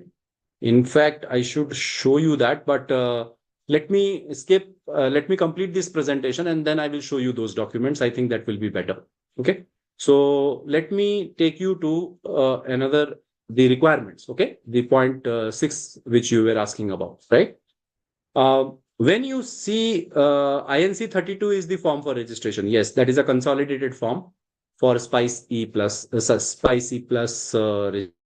registration. Now, what are the requirements? What are the documents which needs to be submitted? The memorandum and article of association of a company duly signed by all subscribers to the memorandum in the manner which it is prescribed. So, incorporation rules provides for a detailed manner in which it has to be signed, and we will discuss about these in detail in our next class. Then there is a requirement of a declaration in the prescribed form by an advocate, a chartered accountant, cost accountant, or company secretary in practice, who is engaged in the formation of a company, and by person named in the articles as a director, manager, or secretary of the company, and all the requirements of this act and rules made thereunder in respect of registration, matters precedent and incidental thereto. So they have to give this declaration in the prescribed format. And this prescribed format is given in the incorporation rules. Basically, we are talking about INC 32. And there are different other INCs also in which the declaration has to be given. We will talk about those INCs. Then there is also an affidavit or a declaration. In fact, it is not an affidavit. Affidavit has to be stricken. Please strike down that. Now, affidavit, previously it was affidavit. Now it is a declaration. Okay. So there's a difference between affidavit and declaration. Now is moving towards ease of doing business. No. So there are unnecessary requirements are being taken away. So there is no need for an affidavit. A declaration itself is considered as a sufficient document here. So what you are giving? A declaration from each of the subscribers to the memorandum and from persons named as the first directors. So whenever there is a company incorporated, you have to name the first directors in the memorandum or article of association and memorandum of association. Now, if you don't name the first directors, the subscribers of the memorandum are default first directors, right? And then thereafter, whenever there will be a meeting, there will be the directors who have to be appointed. But you have to give this declaration for what? This declaration is regarding non-conviction of these people, right? So they should not be convicted of any offense in connection with promotion, formation, or management of any company, or has not been found guilty of any fraud, misfeasance, or any breach of duty to the company under this act. So basically, it is a declaration. Generally, whenever you will go for an employment also, you have to fill this declaration form that you have not been convicted, you have not been arrested before, you are not taken into any other situation. Okay. So this is misfeasance is a situation where somebody does mistake deliberately, right? Having a knowledge. You saw that there was a provision which was there before in section 3A. What was the word used? Yes, you recollect that? Section 3A word. What was the word?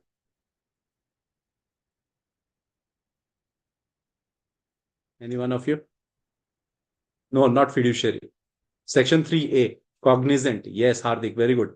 So cognizant, that is aware, right? So if someone being cognizant still does something, does the mistake, it is a misfeasance. Okay, it is a term from tort, and it has got interpretations by the right. So this has to be filed with the registrar. Now let us have a look at and talk about the address for the correspondence till its registered office is established. This has to be also given. Then the particulars of name. So as you can see here, the company law gives sufficient time for the company to be incorporated to find its registered office place and set it up, right? So it is not necessary that at the time of incorporation, you should have the registered office ready, right? One has to tell that, yes, this is what we are going to do, but registered office specifically set up and everything has to be given a declaration after incorporation also, it can be given.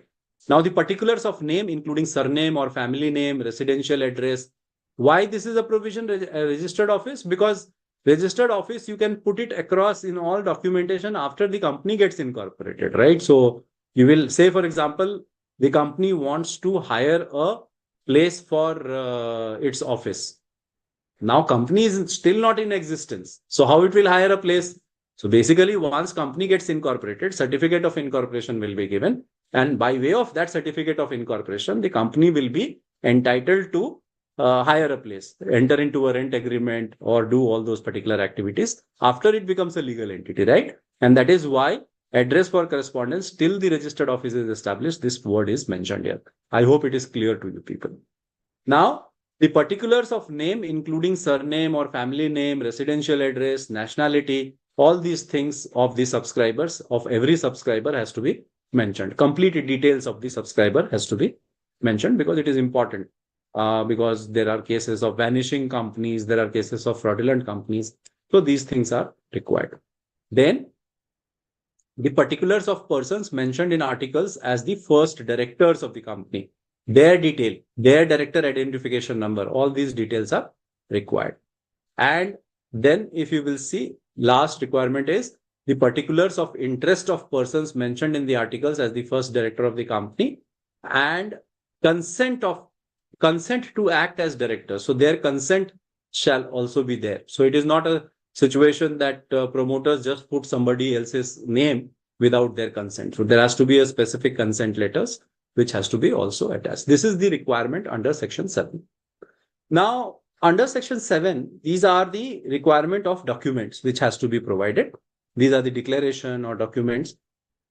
Now, here it is important to note that any false which is made here in these documents, and if it is found that the information which is furnished is false or incorrect, or any information is suppressed, any material information, and they were aware about these documents, but they have still not, informed the registrar, or they have filed a wrong document with the registrar. Each of these particular persons will be liable for corporate fraud under section 447 of the Companies Act. So there is a specific liability under the Companies Act. It is a kind of a criminal liability for them. So they will be considered, they will be liable for a corporate fraud, right? So one has to be very cautious while giving the information. They should not give wrong information or suppress the information. That is why this particular provision is mentioned here. Now, let us come down to an important provision that is called name of a company. Many people say, and Shakespeare in fact said, what is in a name? Naam mein kya rakha hai? But name has a lot to do as far as company is concerned, right? Why do you think name is important for a company? Yes. Any one of you? Why do you think name is important for a company? Recognition. Okay. Legal entity. It should be different from other company. Divya, very good. Yes. Identity. Right. Goodwill for unique identity, distinguishment, brand value. Very good. Very good. So you people are all aware about it. I don't have to delve on this very, very detail, right? So name of a company is important because you want to identify it. As we all have different names, so it is important for us to give that. Trademark, Rashmi, yes, very good. So you, over a period, your company's name will be known for particular services, right? So it is important for you to have a name which is unique, have a name which relates to your object. Your name should not be contrary to the object for which your company is formed. So many a times, whenever registrar sees the names, it sees for many things. And we will talk about this in detail when we are talking about memorandum of association and its clauses. We will discuss that in detail. But if you will see, the first requirement is identification of a company. Identify a company. You want to identify that. Most of you have answered. Second important thing is relating to intellectual property and brand value. So a company's intellectual property, trademark, brand value comes by its name. As you can see in this picture, there are so many logos, and you can identify those logos by just looking at that. Why? Because you are in a situation to identify them because they are known brand names, right? So that has come up because over a period they have established themselves and it has got a valuation. And in fact, if you will see, there are examples wherein these valuations has come up. Say, for example, Walt Disney. Walt Disney in 1988 raised as much as $725 million in Japanese market because of its brand value. Similarly, Calvin Klein, their brand they collateralized, for about 58 million in 1993. Names, there are certain norms given under the incorporation rules. Names cannot be undesirable names, right? So there are detailed requirement of name. We will talk about it in your course material. There is a whole section on name, and it is dealt with under the Memorandum of Association name clause. So when we talk about name clause, we will be discussing that likely on Wednesday in quite detail. But just remember, the Emblem and Names Prevention and Improper Use Act also prevents usage of certain names. Like, for example, India, can you use it in a company? Probably older companies they have, but the newer companies, no. So you have to see. Similarly, federal, can you use the word federal? No. Can you use authority in the word of a company? No. So these are the restrictions which are given, and we will talk about these restrictions in that. Now, as I told you, the second step in your this whole process was deciding the name of a company, because you start with that, right? So this is a very, very important element which you have to have a look at it. Yes, Anirudh, you are right. Federal Bank, I have an account with them. So this is what we are talking about. Government of India makes starting a business easier. And you see there is a scheme. What is that scheme? That is called RUN. Reserve Unique Name Service. And this is a online service nowadays, and it is easier to register a name or reserve a name. You don't have to pay any fees to reserve a name. So all these things are done for ease of doing business. But getting a unique name is a very important thing which has to done. There is one more process which is involved in finalizing the name of a company is trademark search. So you have to actually find out the trademark search and find that your name does not match or resemble a trademark. So when you go, you have to give 6 names in order to the CRC for finalization of name, and they look at it if unique name is available. Nowadays, the service providers or CS or CA, they actually do a name search for you. So there are companies which are providing these services actually. Now, let us move ahead. Yes, Karan, you are right. That has to be like that. So there are some more steps which are there. That is one important step is you have to acquire all the directors who are proposed to be registered as directors. They have to acquire director identification number, DIN number, which is important, a unique number which is given to each of the directors. Either they may have it before or they may acquire it now. By the way, SPICE E Plus has a facility of applying all applications together, including DIN number. But only 3 directors can apply at a time. So if, say, for example, your company has 5 directors, then 2 people have to apply separately as director identification number. Then there is also a requirement of digital signature certificate.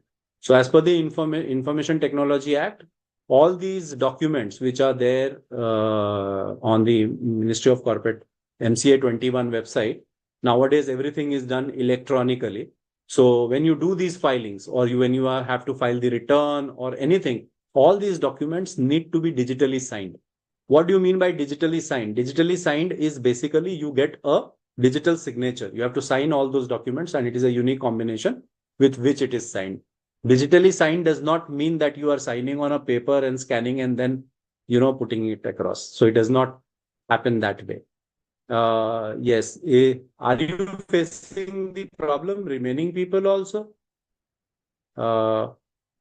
Someone is saying is not audible.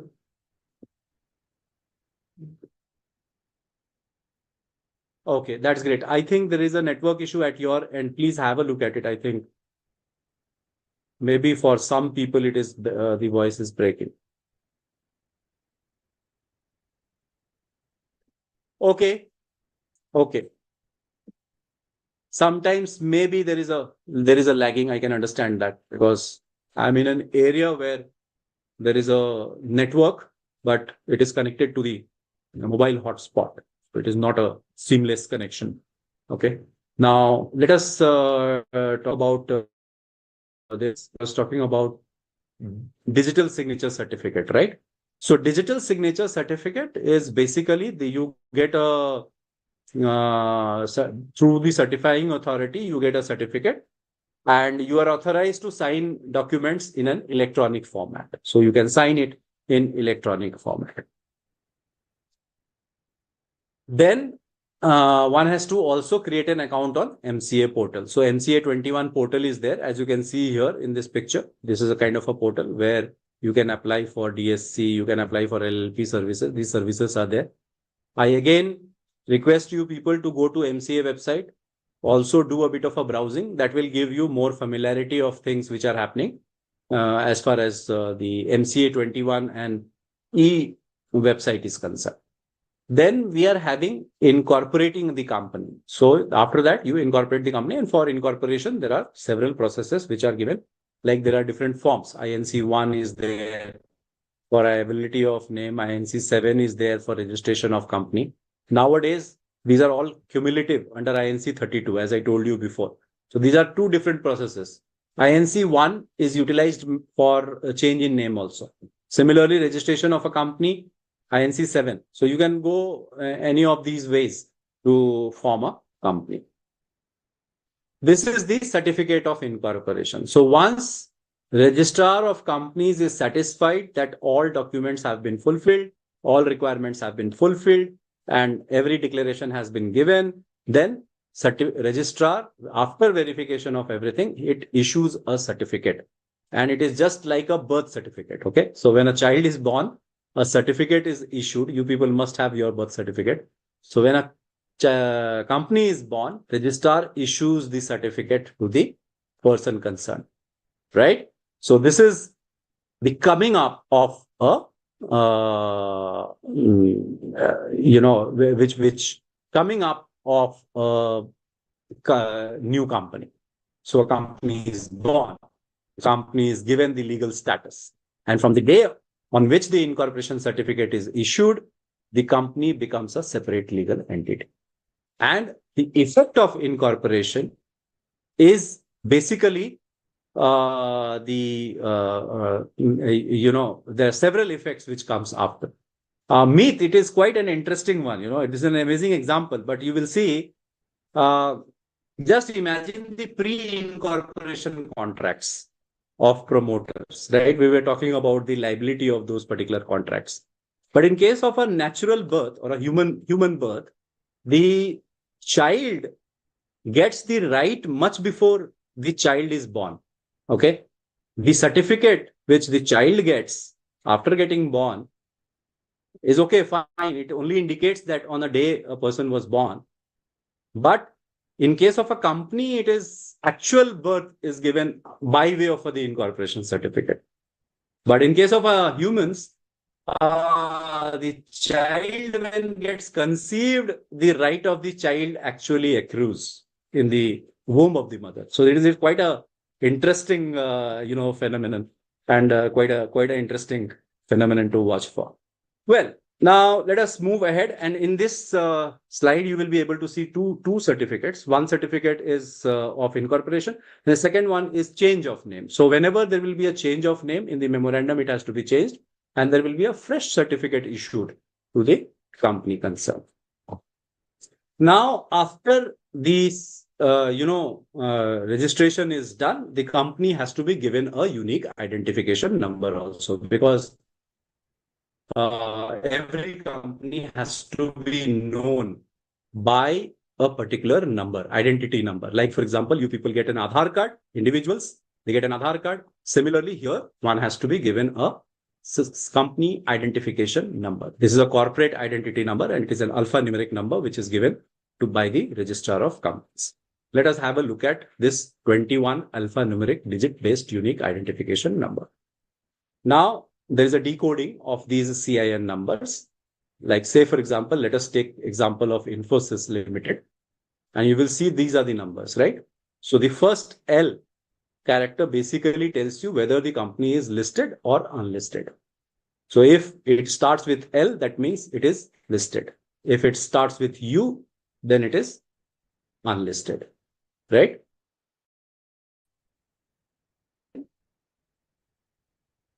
If you see next 5 digits, that is basically the ROC industry code.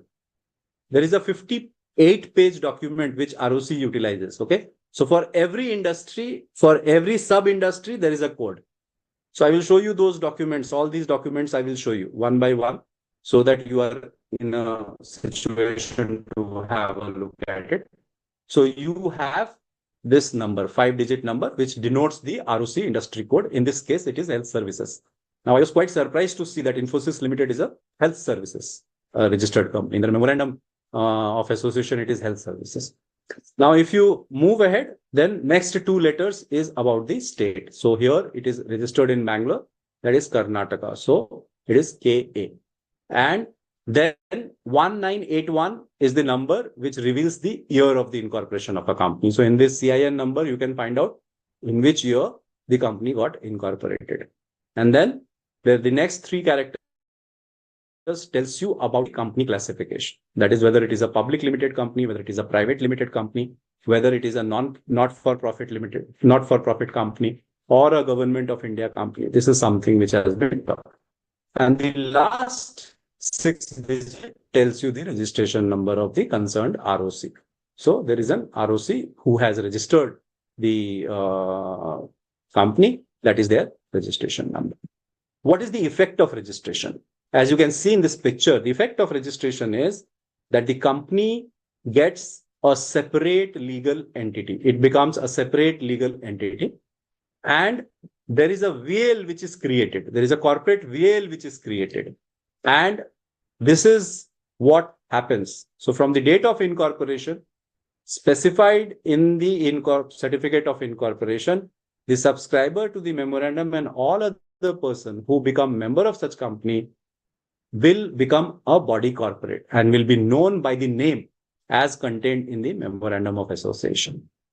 And what it will entitle the company to do? It will entitle the company to do several things, including exercising the functions or like a company under the Act, whatever rights, duties are given, having perpetual succession.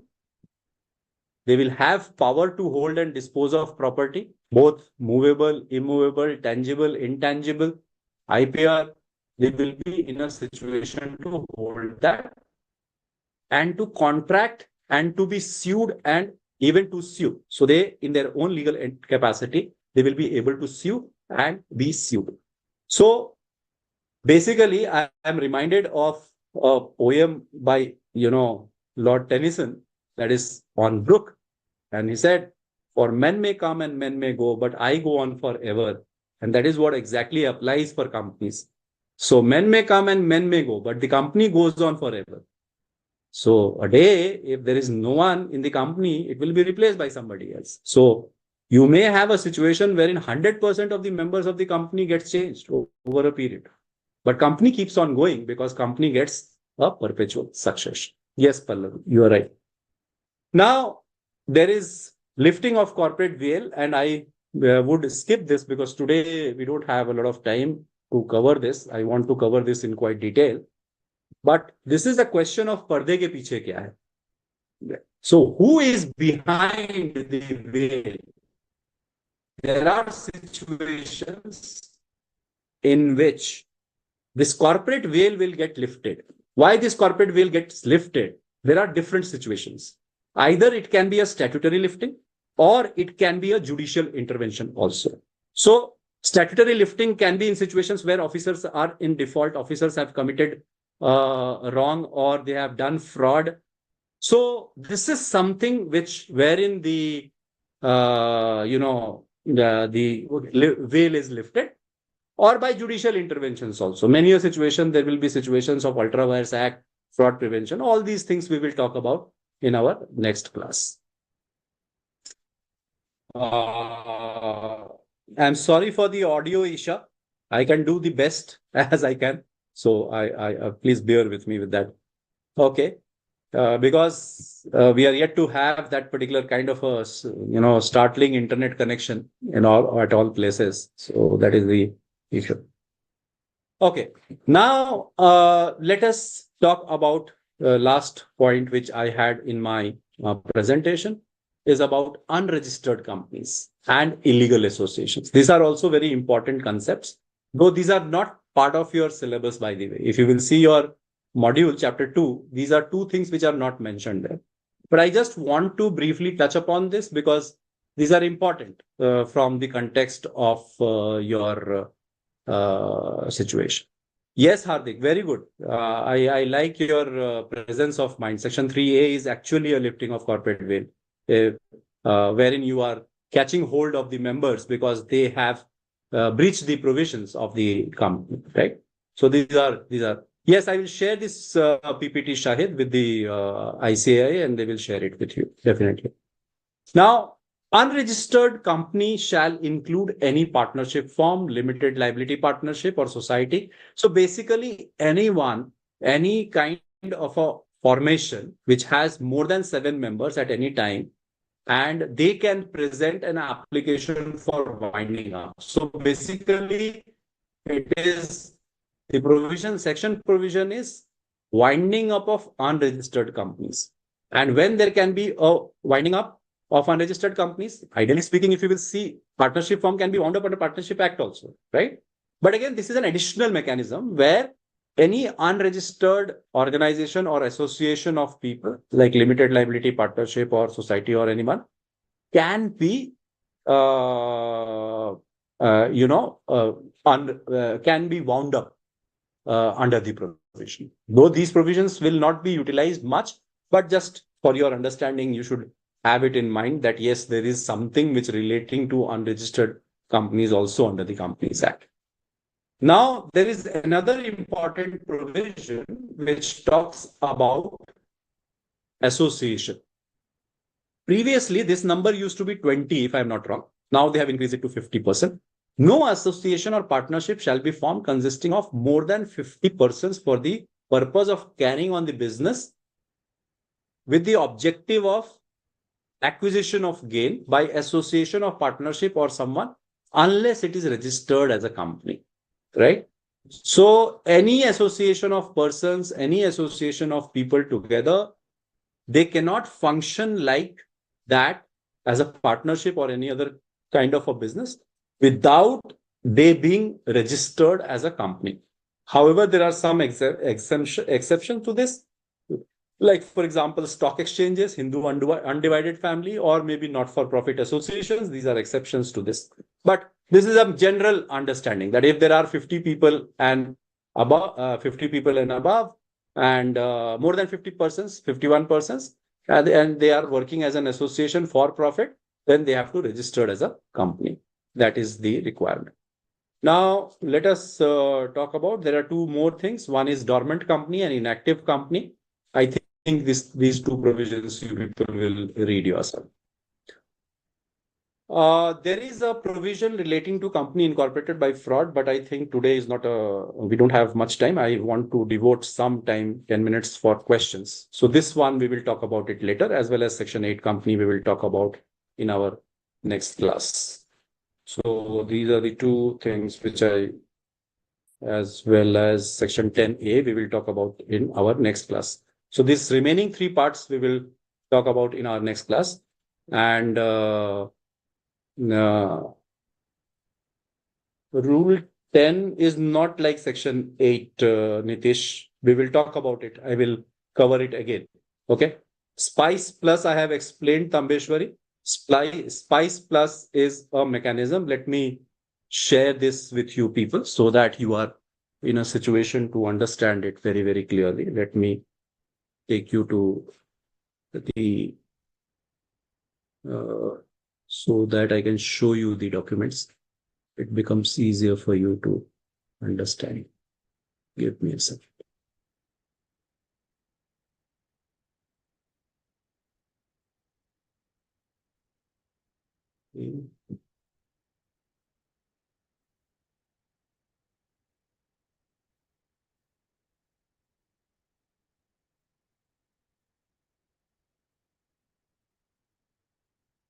Yes. So you are able to see this particular document? Yes. This is basically the spicy format. Okay. So it is simplified pro forma for incorporating company electronically plus, right? This is what is the format. So if you will see that it incorporates INC 32 as well. I suggest you people to please have a look at this particular kit and form because it gives you multiple information. So you can see here, this is what is the objective of this SPICE E plus form. So INC 32 deals with single application for reservation of name, incorporation of a new company, application of allotment of gain, and then these three things can be done together. So there's a single window form, right? SPICE INC 32. Now these are different, points. So SPICE E plus form has two parts, part A and part B. Part A talks about reservation of name of a new company and part B talks about remaining requirements. So if you go for reservation of a name, there are certain things which has to be mentioned. Like for example, you have to mention type of the company, right? So here you have to mention that. Then here you see class of the company has to be also mentioned. And as I was telling you, if you click the different classes, these are the different class of companies which have been talked about. And that is why I tried to explain you different types of companies, Section 8 Nidhi, IFSC company, because in the form, when you go for incorporating a company, these things will be shown to you. So whether you want to incorporate it as a producer company, you want to incorporate it as an unlimited company, or you want to go for a private OPC or IFSC company or Section 8 company or Nidhi company. So these are the different types of companies which you can incorporate, right? Similarly, these are the categories or division codes. So if you see agriculture and allied activities, mining and quarrying activities, so these codes are given by ROC when they incorporate a company. So your company has to fall in any of these particular domains, right? So this is there, which is very, very important, right? Digital signature, probably I will touch it in our next class. I'll explain you under the Information Technology Act, but that is not part of your syllabus, by the way, but still I will teach you. Don't worry. Okay. So this is there. And then if you will see here in this, there is other requirements as well, which has to be filled in, right? So these are all requirements which are mentioned in case of this you can see here, business profession code. So which is the business profession of the proposed company that has to be also mentioned. So these are all requirement which is there in the SPICE form. So I would suggest please have a look at this particular form. Similarly, if you will see, there are other forms. This is INC 32. So I hope you are able to see INC 32. Yes, yes, you are able to see. So this INC 32, you can see this is the requirement. Okay. So you go ahead, put all this information and then the 6 names which you want. So that is requirement and all these other things which has to be filled in. This is INC 1. So you put up all information here in INC 1. So have a look at these documents. Like I was telling you, that you cannot put use these words like commission, authority, national, central, Rashtrapati, municipal, panchayat. These things cannot be used. So it is mentioned there clearly when you are making a registration. So this is what I had from my side. And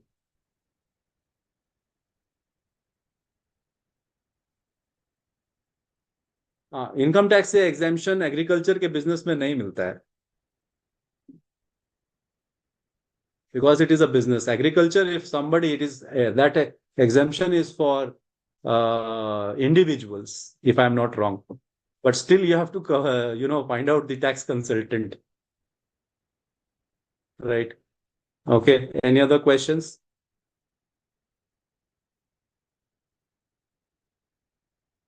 Shruti, if you can elaborate your question better. Old liability can claim from members after 6 months elapse. Yes, this liability goes on, right, till the limitation period. Limitation period, I think 3 years.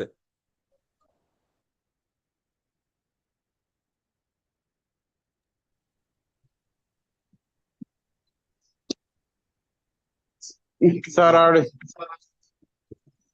yes, this change in companies, this change in public to private, we will talk about it. Conversion of company हमें cover करना है, तो हम और detail में बात करेंगे इसके बारे में. Sir, Sai Kiran, sir, a clarification. Yes. For a company, invest in the associate company, holding company, there are 2-layer restriction is there, na? Yes. In that, what is my doubt is, sometimes these companies are a partner in a partnership firm and they are a member in association of persons, AOP. Whether that will apply 2-layer or not, that is my clarification. Okay. So your clarification basically is that, but these are two horizontal, no, it is not vertical, right? If they are simultaneously part of two companies, then it is a horizontal relationship, not a vertical relationship. Okay. What about The partnership firm and AOP, sir? But the Whether layer, it will come in 2-layer or not, whether it will come in 2-layer or not, that is my doubt. no, your question, it has to be specific. I'm not getting your question. There is a 2-layer restriction is there for companies, sir. That I am aware about it, but that restriction is with reference to vertical relationship, right? So say, for example, A is having a subsidiary B and B is having a subsidiary C. Okay. Then it applies till that particular level. But if A is having 3 subsidiaries, X, Y, Z, then it does not apply. That layer does not apply to that. Okay. That is okay. Whether this will apply in partnership firm, member of a partnership firm, whether it will apply there or not.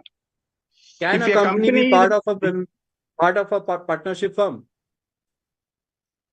Yes, sir. It will be there, sir. A company is a partner in a partnership firm. It is going on, sir. Like that, it will come. It is there, sir. Okay. Let me note down your query. We will answer that in next class. Okay, please, sir. I have noted it down. And in AOP also they are members, sir. Company is a member in AOP also, Association of Persons. Whether that 2-layer restriction will apply there. But association of persons, which entity you are talking about? Sir, partnership firm is a written document. AOP is unwritten document. In both of them, company may be a member. Okay. Whether that membership will cover in this 2-layer restriction or not, that is my doubt, sir. No, but that is a horizontal relationship. No, that is what I am trying to tell you. Okay. It is not a vertical relationship, so it will not get covered there.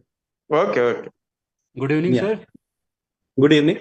Sir, my question is regarding the very first about the Erlanger case, where we discussed that the promoter should disclose to the company any interest in a transaction, and you referred the Erlanger case there also.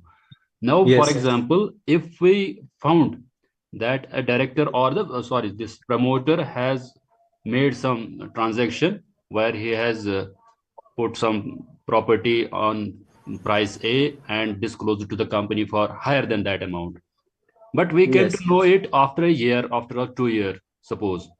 And at that time, investors came to know that this promoter has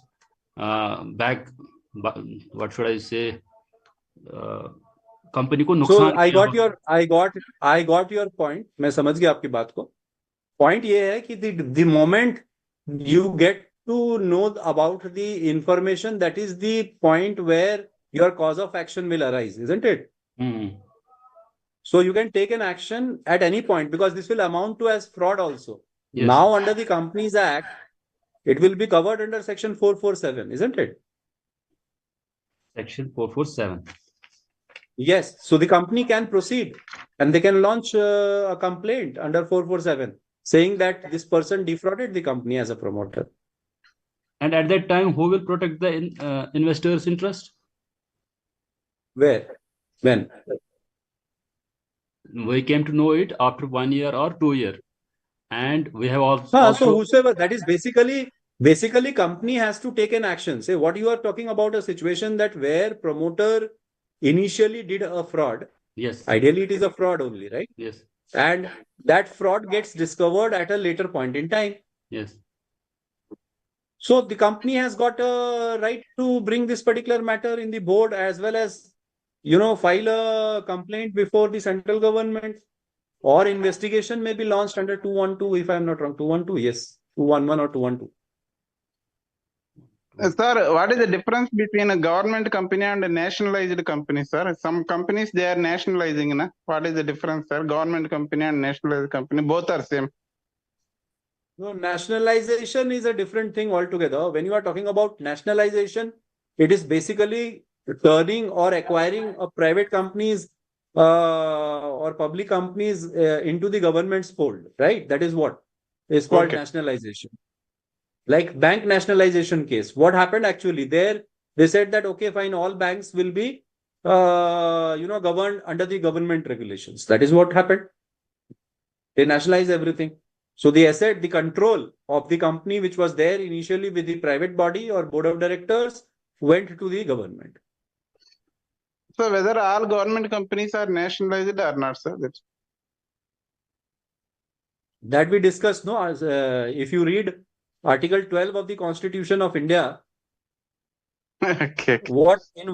In what sense you are talking about nationalization, that is important. Okay.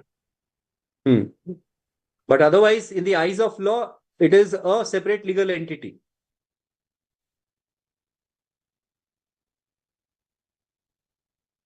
Right? Any other questions? Good evening, sir. Yes, good evening. Sir, there is a 51% shareholding in government company from government side. As Yes. we know the concept of influence, if significant influence. Yes, if other shareholder have 20% or more shareholding Yes. rights. Correct. So, can they affect the decision making of government if other party has the 20% or more shareholding? See, you have to understand here that government and government company are two separate things. Right? Okay. Okay. Yeah. So a company cannot influence the functioning of the government. Government can always influence the functioning of a company. Sir, we have seen the latest example of LIC also, where Yes. they issue the IPO. Yeah. And I think they are setting 51% shareholding from the government side and rest of in the public interest. So, will there be case applied in significant influence? In that case. No, I'm not getting your question properly. If you can just reframe it again. Let's say other shareholder have more than 21% shareholding in the LIC. Yes. In that case, can they influence the core decision making body of the LIC? No, but how they can? Because 51% is required for resolution. No? Any special resolution which will be passed. With 21%, they cannot make an influence. No, sir. Let's say they cannot make in the process of special resolution, but in daily decision making, or let's say employment. If they are forming some, let's say, what we say, कुछ vacancies निकाल रहे हो अगर LIC की core body, तो अगर जिनके पास 21% से ज्यादा अगर मतलब वो इन्फ्लुएंस होगा तो क्या वो अफेक्ट कर सकते हैं उस टाइम पे? नहीं, I don't think so. That can be there. That situation can be there. Okay, sir. Got it. Right. Okay. There is a question in the panel about INC full form. It is incorporated, that you have already answered. Thank you for that particular question. I am just having a look at this. Probably we have answered all the question on the admin panel question list. There is nothing which remains there. Aisha had a question which you yourself answered. Aisha, you are right. And sir, now let us take few more questions. Yes. Sir, go ahead. Tell your name sir, first, okay? Whosoever is speaking. Sir, Hardik. Hardik, yes, Hardik. Go ahead, Hardik. Sir, in case of companies limited by guarantee, do the shareholders have to pay the guaranteed amount at the time of winding up of the company or when the liability arises? Whenever the liability arises, if the company is not able to pay the liability. See, it is a second guarantee means what? It is a secondary liability, no? Always. What is the definition of guarantee under the Contract Act? Yes. When the guarantor comes into picture, when the company itself is not able to pay the debts, right? Okay, sir. Yes. Right. Anything else? Okay, so I think many of you have already left. There are 86 people still. So if you still have any questions, please feel free to put across in the chat box. I'll be happy to answer. If that is not the situation, then looking forward to see you. Yes, somebody raised your hand. Please ask the question. If you are able to open your mic, Rashmi and Shruti.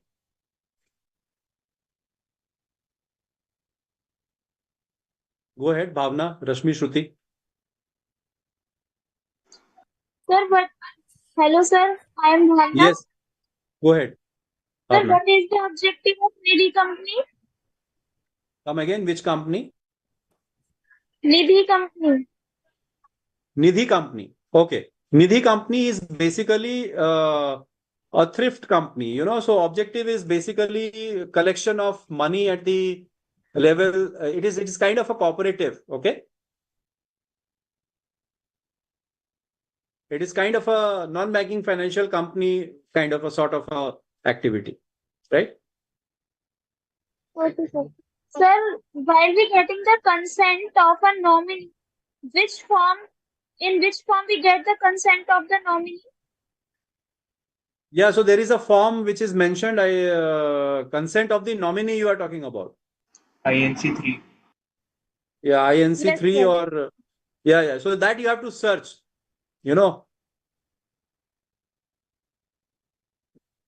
Okay, any other question? Sir, under Yes. section 3A, जो आपने liability के बारे में बोला कि Yes. जो member की liability है वो अनलिमिटेड हो जाएगी, वो जब मेंबर डिक्रीज कर रहे हैं वहां से लाइबिलिटी उनकी डिक्रीज हो गई या फिर उसके पहले का जो लाइबिलिटी है वो भी क्लेम कर सकते हैं उनके पर्सनल एसेट्स से? नहीं, उसके बाद 6 महीने का टाइम होता है. जब वो नंबर डिक्रीज हो जाएगी स्टैट्यूटरी लिमिट से नीचे, जैसे 7 अगर पब्लिक कंपनी की लिमिट है, उससे नीचे अगर वो 6 हो जाती है, जिस दिन 6 होगा उसके 6 महीने के बाद की 6 महीने के बाद. अगर मेरा कोई मतलब कि 6 महीना वो क्रॉस कर गया और जो मेरी लाइबिलिटी है वो यानी कि 2 साल पहले की लाइबिलिटी है, तो वो भी क्लेम कर सकते हैं पर्सनल? नहीं, वो नहीं क्लेम कर सकते. तो वो बस जो 6 महीने का है उस टाइम. हाँ, 6 महीने के बाद जो भी कोई लाइबिलिटी, क्योंकि 6 महीने का समय दिया गया है कि आप अपनी वो जो मेंबरशिप के नंबर हैं उसे पूरे कर लें. Okay, thank you sir. ऐसा बहुत रेयरली होगा कि किसी का नंबर कम हो जाए और वो डेलिबरेटली नहीं अगर कर रहा है तो मतलब उसको पता ना लगे कि मेरा मेंबरशिप जो मिनिमम है वो कम हो गया है. Okay. Isn't it? Yes, sir. Yeah. Thank you. हाँ. Yes, any other question? Everybody has asked. Rashmi, you want to ask a question? You have raised your hand. If you want to ask, please ask the question.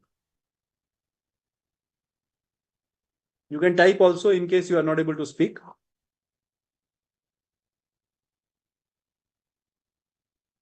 Should I unmute you? Yes. Now you can speak. Hello, sir. Good evening. Sir, Yes. I have question regarding 1% company is a private company. Yeah. Yeah, type of private company. What is the difference between private company and 1% company? Private company and 1% company, there is only a difference that in case of private company, minimum number of members are 2. In case of 1% company, minimum number is 1. In case of 1% company, there is a mandatory requirement of having a nominee. In case of a private company, there is no requirement of having a nominee. Private company can be converted into a public company, whereas 1% company cannot be converted into any other format of a company.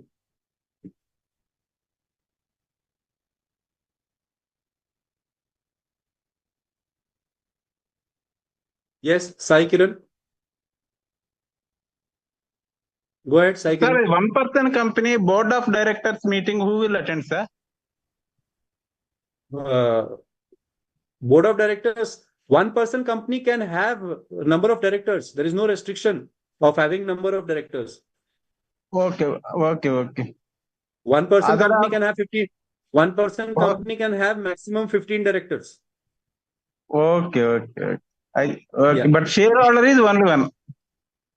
Membership there only one. Okay. Yeah, right. Any other questions?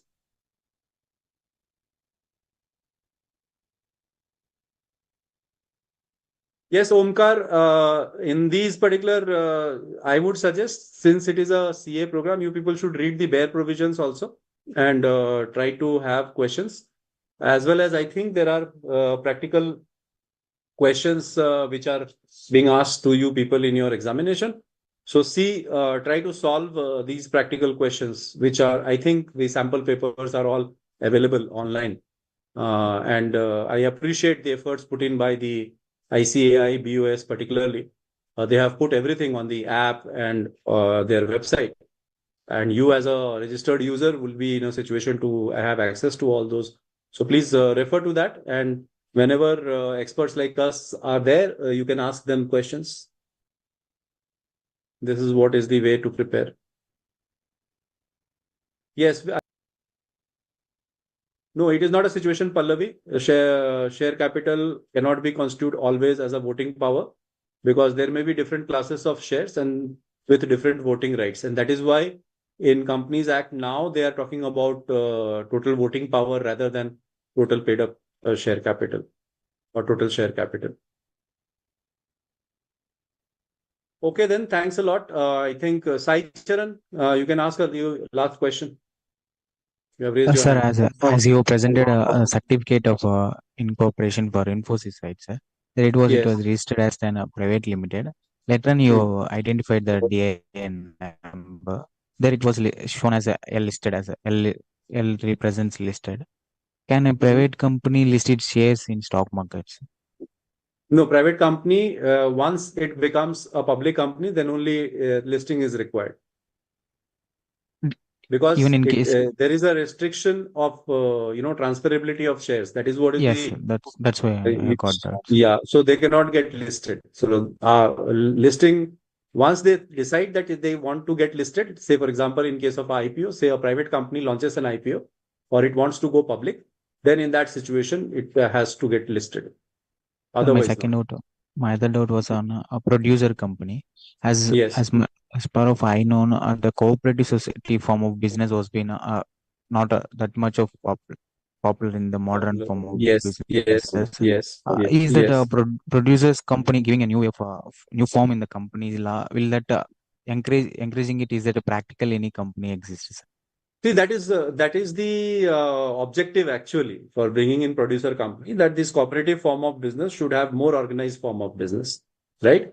So that they can trade, they can list themselves over a period, they can become big, they can involve more number of people by way of shareholders. This is the objective. And if you read the YK committee recommendation, they have recommended like that, but it did not fly actually in India. If you will see, these provisions were very much there, but not many companies got incorporated. Particularly, if you will see the agriculture produce companies, And but in our country, on these agricultural issues and this, there is a huge amount of different kind of a politics which happens also. So there are plenty of other reasons of not, these provisions not being taking the main route. But we should be hopeful, and I think it is a good provision over a period. Let us see. It should work for the country.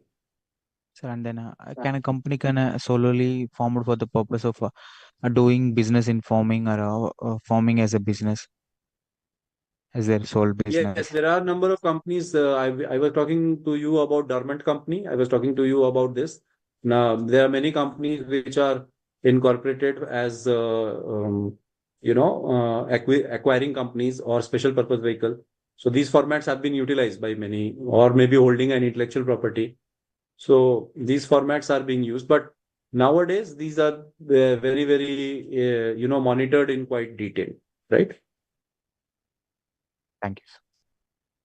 Okay, guys, I think we have exceeded 15 minutes. So with this, we still have a lot of time. I think now I should keep a lot of time for questions. So in our next session, I will keep, after each 2 slides, we will keep some time for questions so that your doubts are getting clarified. So have a nice evening to all of you. It was a pleasure interacting with you all. And I must say that you all are enthusiastic lot, and wishing you all the best for your studies, and looking forward to see you on Wednesday. Thank you. Thanks a lot. Thank you, Manish. Thanks a lot for your support. Yeah. Recording stopped.